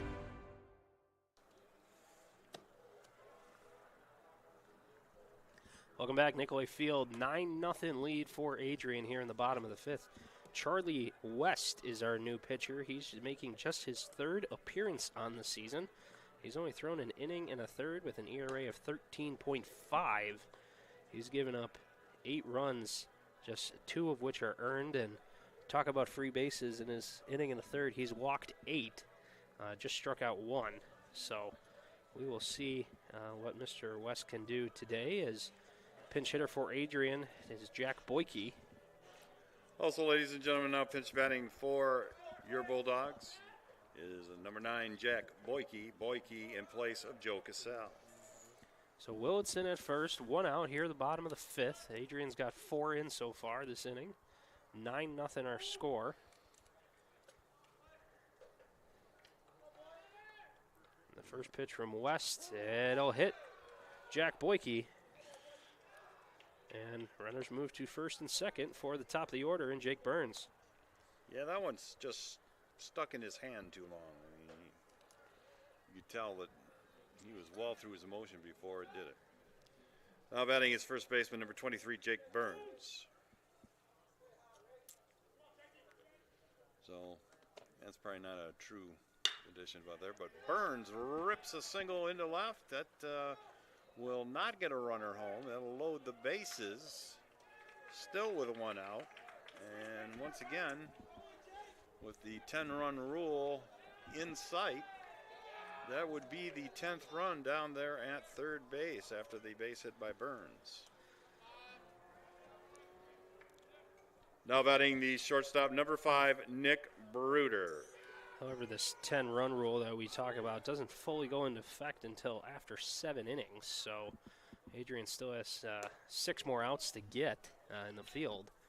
Yeah, but the thing about it is Nick Bruder is the 9th batter of the inning, which means the Bulldogs will have batted around again, and it also means that they have the bases loaded, 1 out, and their 2 best hitters up. So we may have more than 10. There are insurance markers at second and first currently, and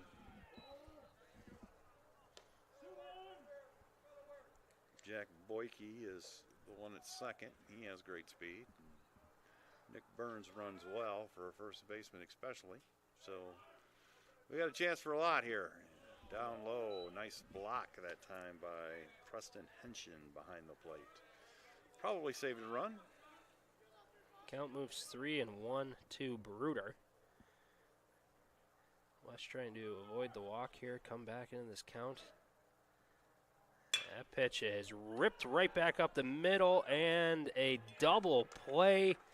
That's just unfortunate. Line drive caught low by the second baseman, Zach, and Boyke was half a step too far off the bag, wasn't able to get back in time. So Adrian leaves the bases loaded this inning, and they still lead 9-0. So we will head to the top of the 6th. Another new pitcher coming in for Adrian. We'll be back right after this. 10 years ago, Adrian College Television set out on a mission to bring the excitement, the passion, and the unforgettable moments of Bulldog athletics to fans everywhere. From the field to the court, from nail-biting finishes to championship victories, ACTV has been there to capture it all. Yeah, Jordan Spear, happy birthday, buddy. I'm sure. This year, we celebrate a decade of dedication, 10 years of innovation, teamwork, and delivering the energy of Adrian College straight to your screen.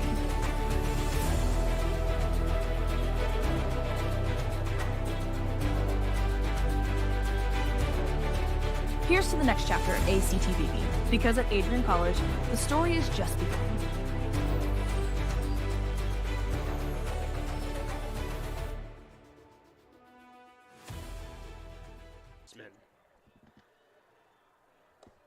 Welcome back to Nicolay Field. Adrian leads 9-0. Have another new pitcher for Adrian. It's going to be Reed Tinsman, who I believe is making his season debut today. Yes, he is. So Reed Tinsman is out there. Also coming into the game is Rolando Jimenez. He's going to play second base in the 8th spot for Brendan Willitson. Jack Boyke stays in the game, will play center, and Lincoln Hayward stays in and plays right. Ladies and gentlemen, here are the changes. Now pitching for the Bulldogs is number 40, Reed Tintman. Tintman in place of Ben Bates. Also now playing second base is number 8, Rolando Jimenez. Jimenez in place of Brendan Willison. Staying in the game and playing right field is Lincoln Hayward. And also staying in the game and playing center field is Jack Boyke.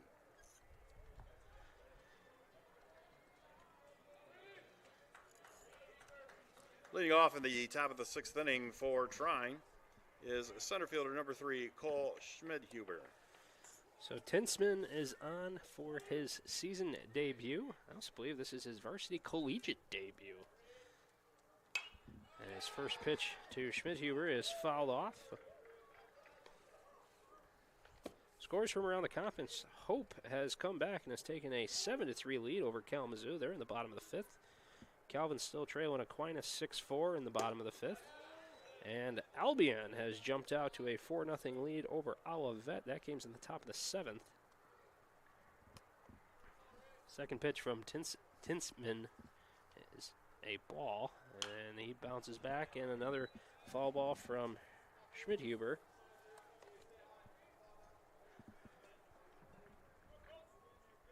One and two, the count here. Tinsman, a left-handed pitcher out of the bullpen. Schmidhuber has one of the 2 Trine hits today, but there he looks at a breaking ball for strike 3, and he is out for excessive window shopping. And there's one down. Now batting the shortstop number 5, Luke Burford. The other hit for the Thunder was the ball that landed on first base, basically, and that. So really, the only really well hit of the game was the one by Schmidhuber. Okay, Luke Burford is up to bat. He looked at a ball on the first pitch from Tintman. And Tintman comes back with a strike. Tintman, a left-hand pitcher, works from the third base side of the rubber against the right-hand hitting Burford. And here's the pitch, swung on, bounding ball through the middle, and there's a base hit. And he's got his first hit of the day, and a runner for the Thunder here with one out in the 6th.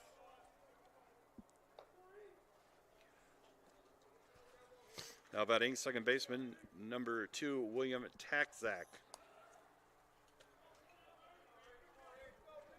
I'll bring up Taczak. He is the second baseman this afternoon. He has struck out and popped to left. He came in batting 167, and he faced the left-hand stance, so this is a little bit more in Tintman's favor. Again, no runs, 3 hits, 1 error for Trine.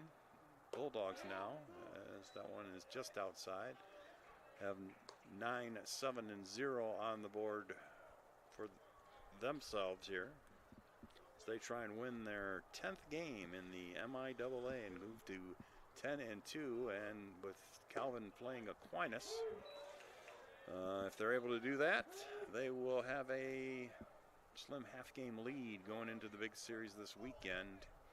Again, Friday night is the big game. There's a bouncing ball to Burns. It's going to be foul. And that'll bring Burford back to first base. But if you can, it's supposed to be a nice, actually kind of almost warm day on Friday. Don't jinx it. So, well, I didn't say it wasn't going to rain. I just said it was going to be warm. But our Midwest weather. But hopefully, we can get a big crowd out for that Calvin game. Swing and a miss. He strikes out Taczak for out number 2. And Joel Walton will be the next hitter. Or wait, pinch hitter. Maybe number 32. It's going to be Max Hugavine. Ladies and gentlemen, your attention please. Now pinch batting for Trine is number 32, Max Hugavine. Hugavine in place of Joel Walton. So we pencil Hugavine in there. He may stay in and play first base. But right now we got to get him out. First pitch is a strike right down the middle. Pretty solid build to Hugavine. Most likely comes with power in that bat. So he looks at strike 2.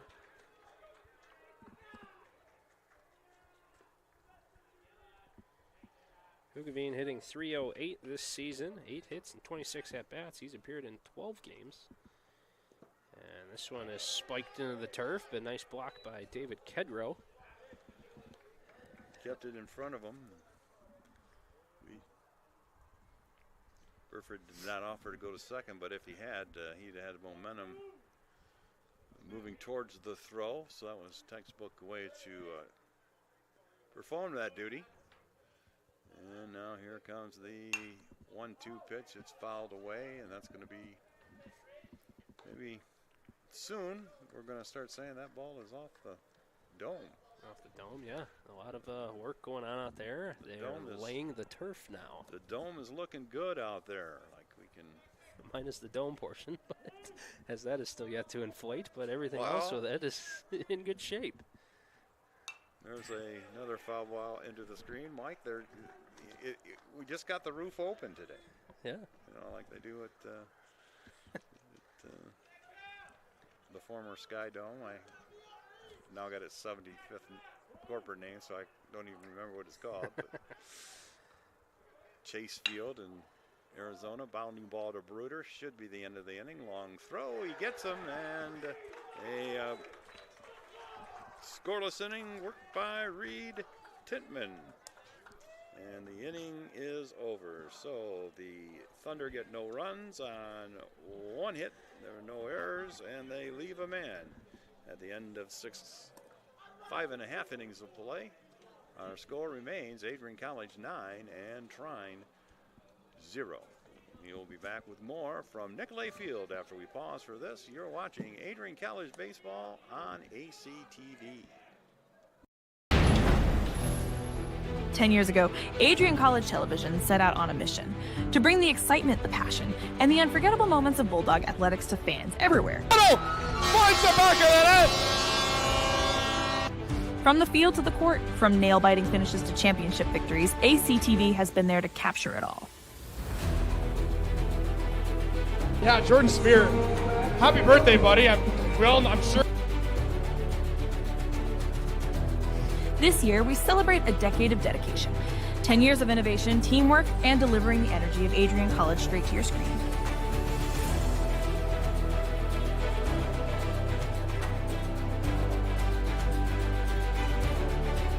Here's to the next chapter of ACTV, because at Adrian College, the story is just beginning.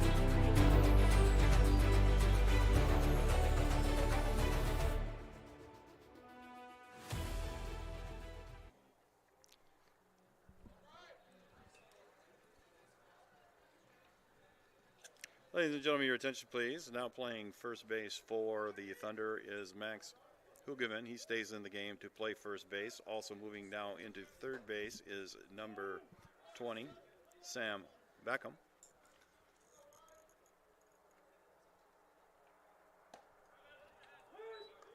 And leading off for the Bulldogs in the bottom of the 6th is a third baseman, number 17, Ryan Davis. So welcome back here at Nicolay Field. Adrian leads 9-0. As Davis skies this one high right center. Calling for it is Schmidhuber, and that is out number 1. Stay connected with all the action by following Adrian College TV on social media. From game highlights to campus events, we've got you covered. Don't miss a moment. Follow Adrian College TV today. Now batting is the catcher, number 25, David Kedrow. So I'll bring up Kedrow. He's had a interesting afternoon at the plate. He has tripled, got called out for missing first base. Then he earned a walk as the Bulldogs were scoring their first runs back in the third inning when they got 5 runs. And then he was beaned during the big 4-run uprising in the 5th. So hopefully we'll see him get a hit, and he dumps this one out into right field, and he'll be a base runner. He may even go for 2. He is going to go for 2. Here comes the throw into second base, and he's got himself a bloop double to right field.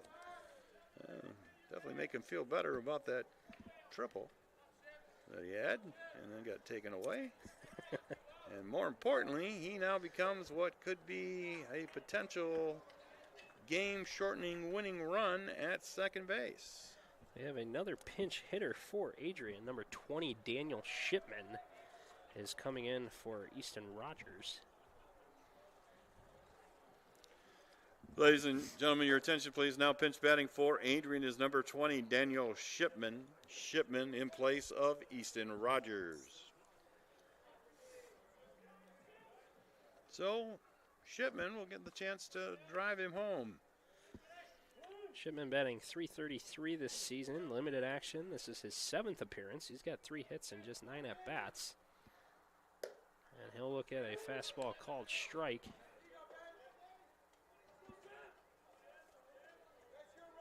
Shipman's last appearance came on the 29th of March as we played Alma. I think he jumped in for a defensive That's change. going to be a base hit, but I'm not sure it's going to, well, now that's it's going to kind of drop the ball, so we could probably give a hit and an error there.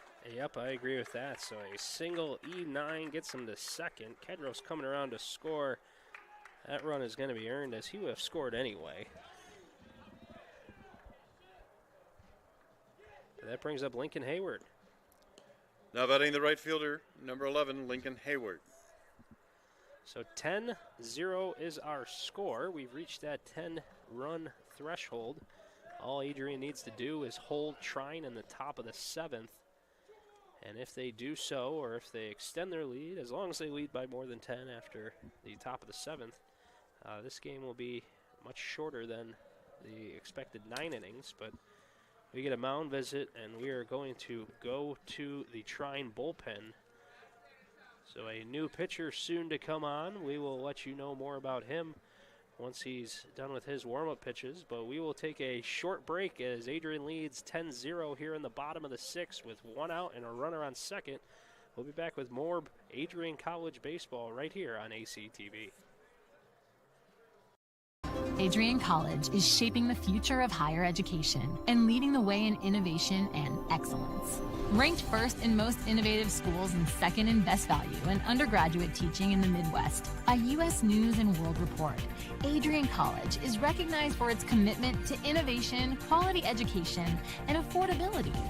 Offering 71 undergraduate programs, 13 graduate programs, and a 1-to-15 faculty-to-student ratio, our students receive personalized attention and a cutting-edge education.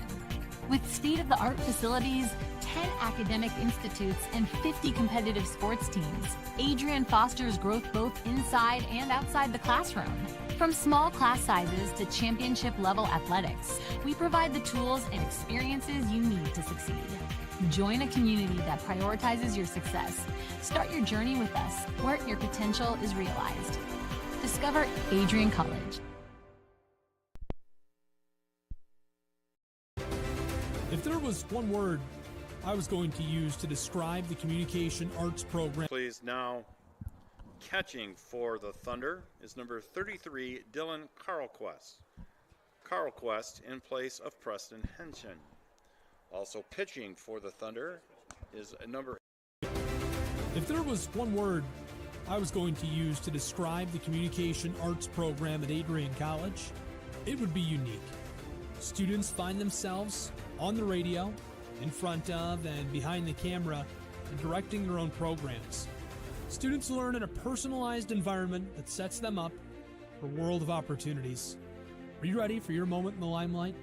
Learn more about the Rush Communications Center and Adrian College's communications program by visiting adrian.edu today. 16. Welcome back to Nicolay Field. We, in addition to our pitching change, we have a couple defensive changes. Now catching is number 33, Dylan Carlquist. Also now playing left field, number 34, Kyle Martin. There's also going to be a change in the designated hitter spot if that comes up next inning, as Spencer Rodriguez will be the new DH. But on the mound for Trine is number 18, Drew Basso, junior pitcher. And he will look to hold Adrian also here. Now playing left field for the Thunder is number 34, Kyle Martin. Martin in place of Justin Hamburg. And now batting for the Bulldogs is right fielder, number 11, Lincoln Hayward. So Lincoln Hayward comes to the plate. His last at-bat, he had that double that landed on the left field line, drove in a pair of runs. He looks at a high pitch called for a ball. So another runner in scoring position for him with Shipman standing on second. One out here. Adrian holding on to a 10-0 lead. High breaking ball called a strike. So lots of substitutions today for both teams. Thunder down to just 3 original starters. As this one's popped up into shallow center. Going back on it is Burford. He's one of those 3, and he makes the grab for out number 2. Another pinch hitter for Adrian. It's going to be number 30, Scoop Harden. He's going to pinch hit for Christian Oliver. Your attention, please. Now, pinch batting for the Bulldogs is number 30. What's his name? Scoop Harden. Scoop Harden. So Scoop Harden comes in to pinch hit. A right-handed hitter. He looks at a breaking ball down, and it gets away. Shipman takes off. He'll slide in.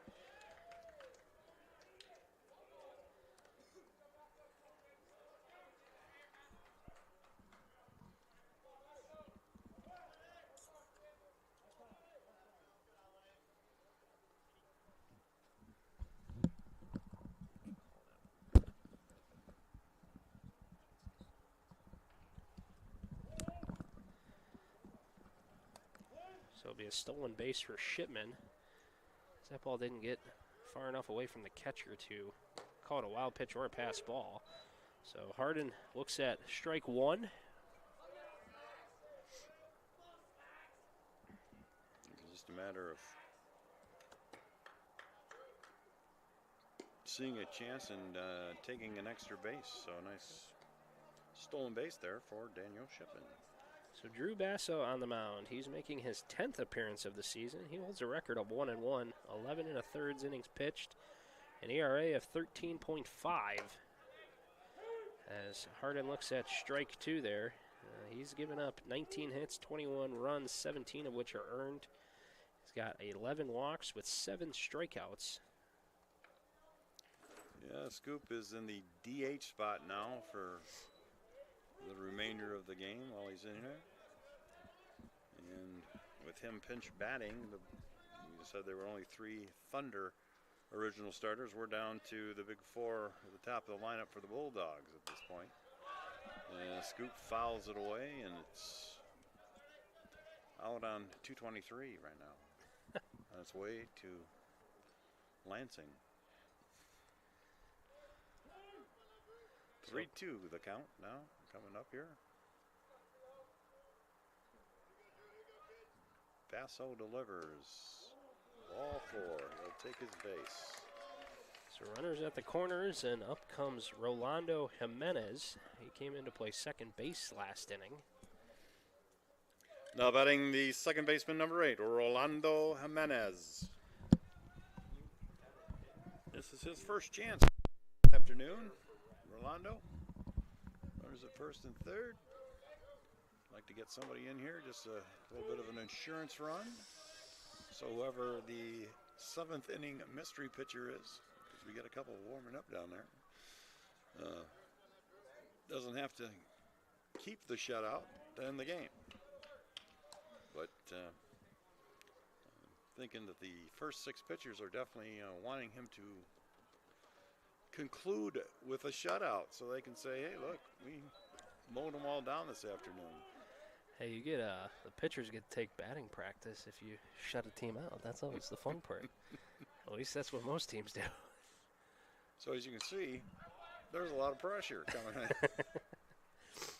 So pitch fouled back behind the backstop, evens the count 2-2 to Jimenez. Not enough for us to give him a save, but it's a pretty important hold as you're carrying the weight of the entire team.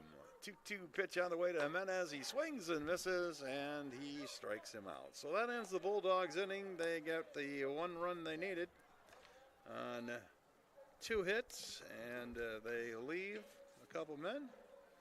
And at the end of 6 complete innings of play, our score is now Bulldogs 10 and Thunder 0.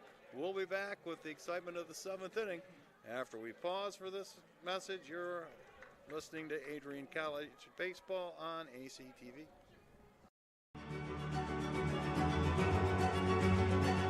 Before the achievements, before the celebrations, there's the work. Early mornings, late nights. Every challenge faced, every extra effort made. Every victory starts with preparation. We value leadership, resilience, and innovation. No victory without work. Because success isn't given, it's earned. Welcome to Adrian College.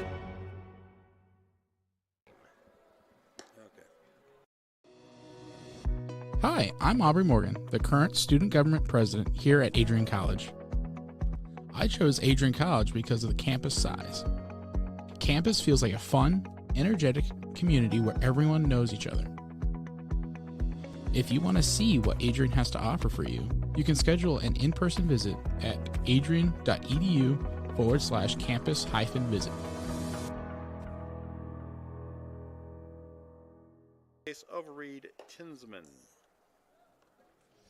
Welcome back. Top of the 7th. Adrian needs to get 3 outs and hold the Thunder scoreless to end this ball game early as the Bulldogs lead 10-0. As the 10-0 mercy rule in the MIAA. So staying in the game, playing left field is Daniel Shipman. And then on the mound, our new pitcher for the 7th, number 39, Logan Hunt.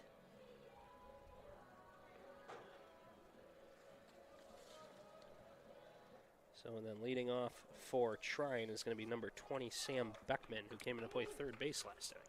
Now batting the third baseman, number 20, Sam Beckman. Swing and a miss. First pitch from Hunt.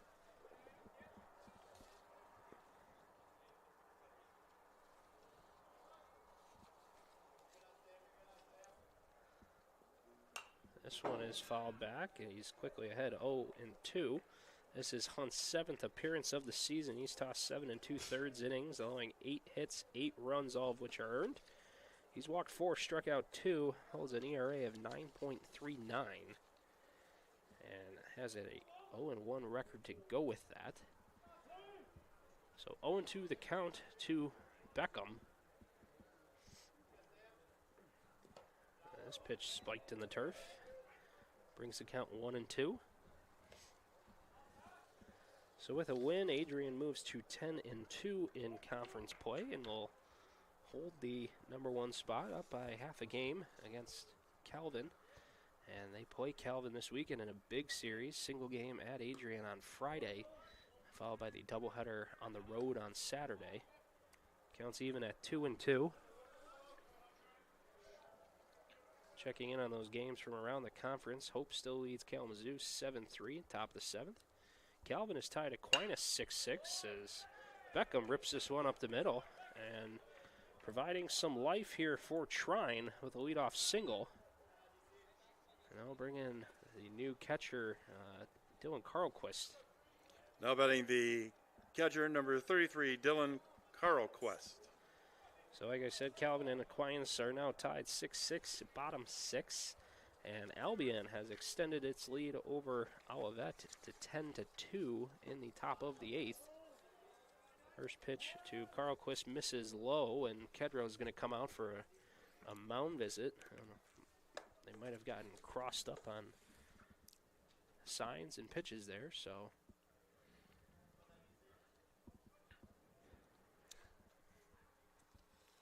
Well, taking a look at the future schedule for the Bulldogs as they come down the stretch for this MIAA season and hopefully win the championship. They've got Calvin this weekend, Hope next weekend, and Albion the week after that, as there's a big swing and a miss by Carl Quest, making the count now 1-1. And Calvin's also got Hope on the schedule, I know, as part of their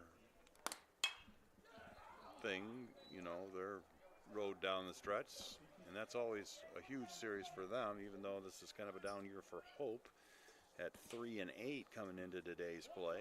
But when those two teams get to matter, it doesn't matter a whole lot. That's how it is with Adrian and Hope as well. Yeah, that's true. As it's always a tough series. There's plenty of history there, and Adrian Kalamazoo is another one. I mean, it's making the Hope series even more important this year is as we swing and miss, foul tip into the glove of Kedro, and that'll be out number 1 as Carlquist goes down. That brings up Martin, who came in to play left field. Now batting the left fielder, number 34, Kyle Martin. Well, what I was saying about the Hope versus Adrian series, it puts more history on it now that Ryan Doro, Adrian alum and former major leaguer, is now the head coach of the Flying Dutchman, as Martin rips this one into left field.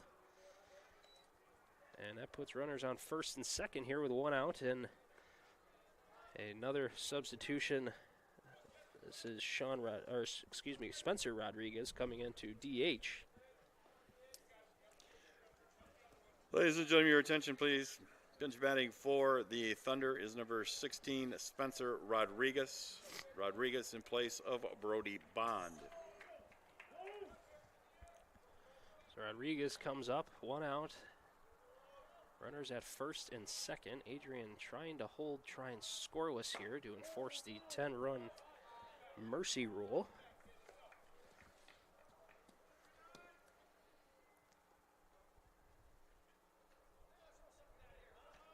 One and 0 is the count to Rodriguez. Davis playing well off the bag at third. A hefty secondary lead from Beckham. Kedro kind of faked a throw there. Try a back pick. He held onto it though. 2-0 the count to Rodriguez. If Hunt can just roll a ground ball here, keep the pitch low, and end this game on a double play. There'd be a design pick play from the Bulldogs there, but Beckham dives back in safely. It's another way to get a big out, pick them off. Yeah. Me and my good friend Pierce Banks was a pick-off artist as a Adrian College Bulldog. This one skied to left field. Shipman is camping under it. No tag from Beckham, so a fly out to left. Holding the runners at first and second, and we have another pinch hitter. Another pinch hitter, it's going to be Reed Courtwright.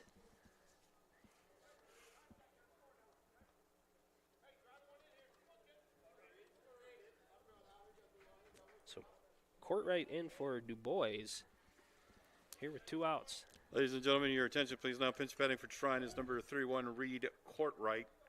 Courtwright in place of Dane Du Bois. So 2 outs here. Trying down to their last out currently. And Courtwright looks at a called strike right at the bottom of the zone.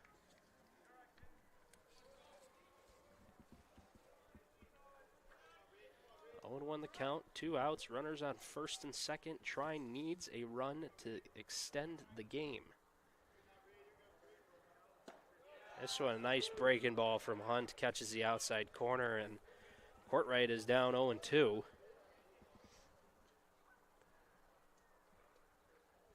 Left-hand batter there. It's the right-hander on the mound, but he needs just 1 strike, and he gets it. He strikes him out. The ball game is over, and the Bulldogs pitching staff fires a shutout. In the top of the 7th, they get no runs on 2 hits. There were no errors. 2 were left. And with that, the winning pitcher this afternoon is Parker Ferris. And the Tyler Furman, I'll take that back. Raymond Keene, Ben Bates, Reed Tinsman, Logan Hunt all get holds to conclude the shutout. For Trine, they get no runs on 5 hits. They made 2 errors. They left 5 on base. And this is another Bulldog win here. And the Bulldogs now with 10 wins on the MIAA season. And they now have a half-game lead as they are 10-2 in the MIAA. So big win for the Bulldogs, and good effort all the way around, pitching, hitting, fielding. Yeah, so we'll take a short break and come and wrap things up in just a moment. So you've watched Adrian College Baseball here on ACTV. Stick around as we do our post-game show here in just a moment. Adrian College is shaping the future of higher education and leading the way in innovation and excellence. Ranked first in most innovative schools and second in best value in undergraduate teaching in the Midwest by U.S. News and World Report, Adrian College is recognized for its commitment to innovation, quality education, and affordability. Offering 71 undergraduate programs, 13 graduate programs, and a 1-to-15 faculty-to-student ratio, our students receive personalized attention and a cutting-edge education. With state-of-the-art facilities, 10 academic institutes, and 50 competitive sports teams, Adrian fosters growth both inside and outside the classroom. From small class sizes to championship-level athletics, we provide the tools and experiences you need to succeed. Join a community that prioritizes your success. Start your journey with us, where your potential is realized. Discover Adrian College. University nights. Again, that's Friday. Hi, I'm Aubrey Morgan, the current student government president here at Adrian College. I chose Adrian College because of the campus size. Campus feels like a fun, energetic community where everyone knows each other. If you want to see what Adrian has to offer for you, you can schedule an in-person visit at adrian.edu/campus-visit.